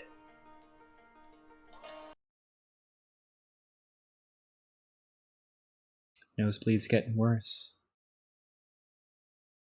You wake up, and it's still nighttime. How long were you out? It couldn't have been more than a few hours. I know, right? Omaiwa Moshin later. The dream was the most intense you've ever had.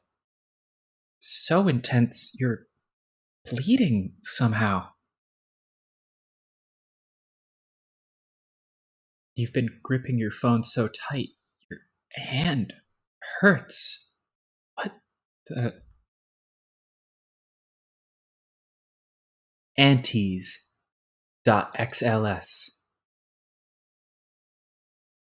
It seems your entire hater list has been copied into a text message addressed to Ring 3.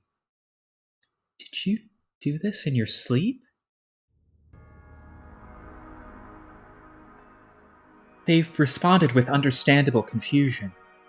They're wondering what the purpose of this list is, and what you want them to do. But you know there's only one possible reason you would have dropped this list here, unconsciously or otherwise. Understanding the correct moral choice is rarely that hard. You usually have more than enough information available to decide. A good friend who loves you. A girl who's done everything in her power to keep you from going astray. And offered as collateral was her heart, which would shatter if you fell too far. But there are other factors to consider. Factors which all good sense and the hearts of our loved ones have rarely been able to compete with. There is a factor of inevitability.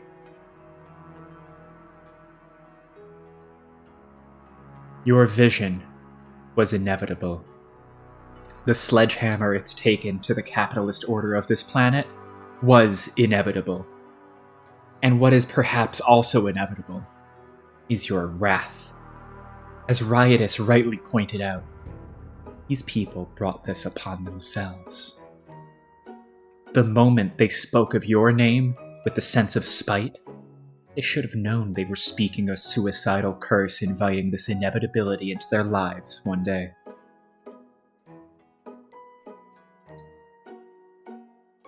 Inevitability is defined by the forces which try to stop it. Its strength is measured by everything that gets in its way only to be crushed. The power of a nation, the heart of a friend, and even the conscience of the host, or that is to say, the vessel, meant to deliver the unstoppable. Your conscience can make you bleed through the nose and turn your knuckles white to put up a fight against the inevitable. But just like every single one of these miserable fucking rats, it never even stood a chance against Jonker Mode.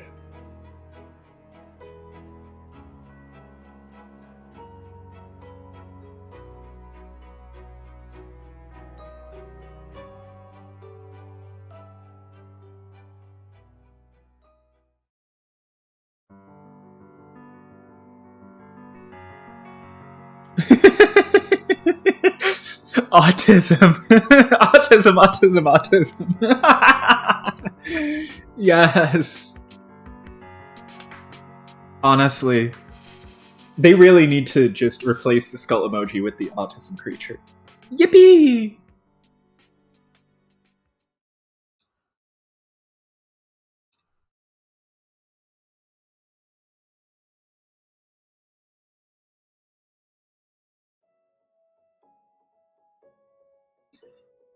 Interlude 4.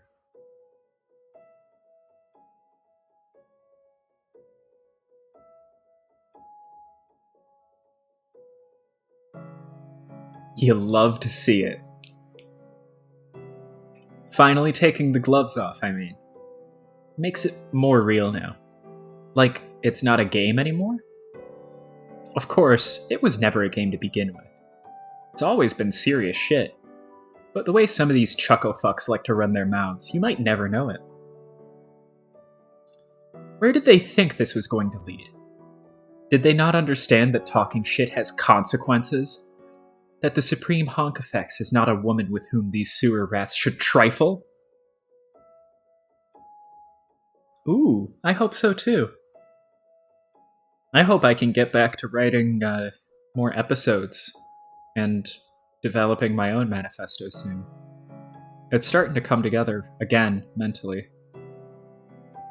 I'm excited. Just very limited amount of energy and time in the day. Ah, well, problem solved. That's the thing about having loud, shitty opinions online. Once you stop existing, your bad opinions stop mattering. Like somebody once said, when there's a person, there's a problem. When there's no person, there's no problem. So it stands to reason when lots of people disappear, a whole lot of problems go away. Right? You fucking bet. Okay, should we do the fake choice thing again? It's what you've come to expect from me, after all. And just like you, I hate letting my fans down. Almost as much as I hate letting my aunties off the hook. So what are the possibilities at this juncture? Not that it fucking matters, cause you just know I'm gonna lock the thing again. But let's just agree to humor each other. Once more. Wait, On second thought, call off the hater purge you just ordered like a weak bitch. Boo-hoo-hoo. Innocent people will die. Just forget you ever dreamt you were any sort of hard ass and go crying back to mommy in her grave like a scared little piss baby. I'm sure the world will understand. Or you could embrace your destiny. Realize, like so many other great conquerors before you, that this is simply what it takes. Spare these worms not a single precious thought beyond the moment you gave that order. I am a scared piss baby.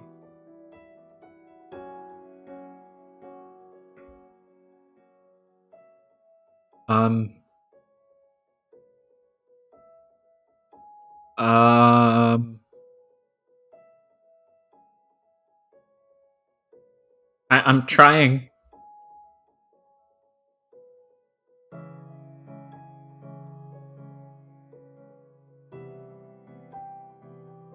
I only have so much room to move my mouse.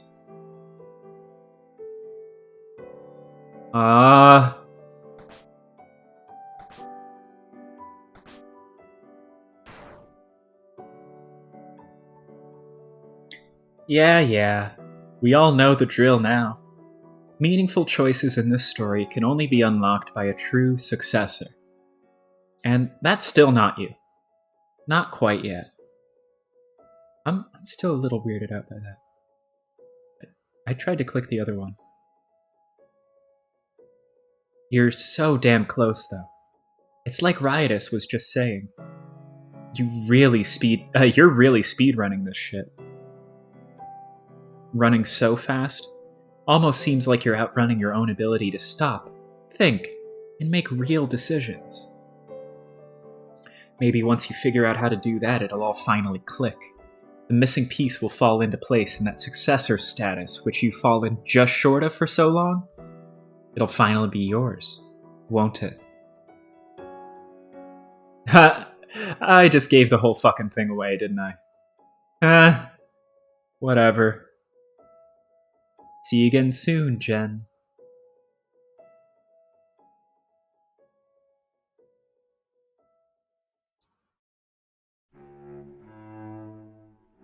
Chapter 8.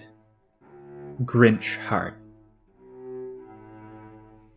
Alright, only 2 more chapters to go. I'm going to resume and finish this up on Thursday. For Thanksgiving. Not that too many people I know actually are celebrating Thanksgiving.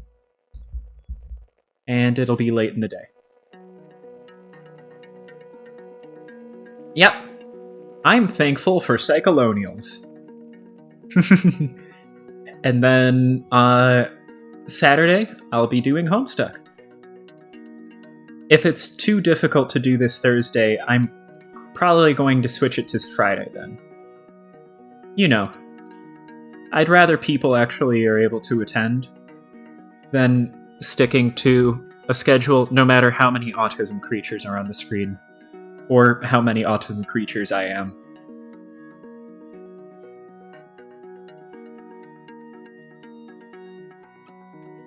Would Friday work? I've been thinking about whether or not I actually want to do it on Thursday, considering it's Thanksgiving and all. Okay. Friday it is. Thursday I'll just probably work on my manifesto, record that first episode of the, I guess, podcast? The Elden Ring thing. And just try and take it easy aside from that. So, Friday, I'll be doing Psycholonials. I'm hoping to start at 5, like we did today. And Saturday, be going back to Homestuck. Also, tomorrow, I am thinking of doing the Homestuck intermission. Oh, no problem. You've been here the whole time. I'd rather it be accessible than anything else. Hmm. But yeah, gonna do the Homestuck intermission tomorrow, as an intermission between Homestuck sessions. Just kind of playing off the idea that Homestuck is actually going to resume on Saturday with Act 4. And I can get the entire intermission done in a day, so I'll just be doing that in a single stream halfway between. As a fun jape, as a joke. So if you're interested in the intermission, I'll be doing that tomorrow.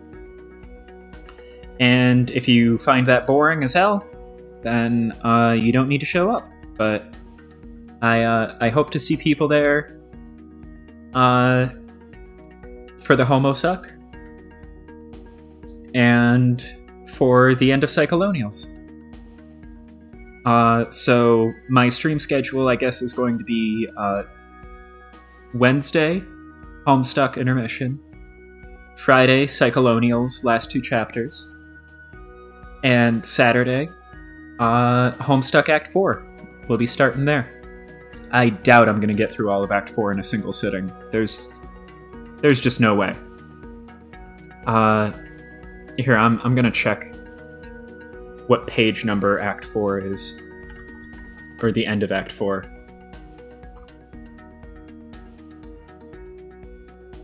Yeah, I'm not getting there in a day. That's not happening. That's like twice the reading speed, so I'm probably gonna have to do that in exactly 2 parts. Alright, well, thank you all so much for coming. That's the stream, and let's see if I can raid anyone. Oh, look at that! I can raid Lucky Bun. Alright, so, stick around for the Lucky Bun raid if you like. Otherwise, I will see you tomorrow, Friday, or Saturday. Thanks for coming. And sorry, Gumba Masta, for finishing up so quickly after you showed up. I've been going for a bit of a while. I can't go much longer than this. But I'll be finishing up on Friday, if you want to watch the rest. And if you want to watch everything else I've done, there's a playlist on my profile. Thank you for coming to the stream, Orc Mom. Mwah. Alright, well, that's it for the night. Thanks for coming, and I hope you all have a lovely night. If I don't see you, happy Thanksgiving. And if you don't care, I don't either. I'm just thankful that everyone actually likes what I'm doing here, so thank you. Have a great night. I'll see you later.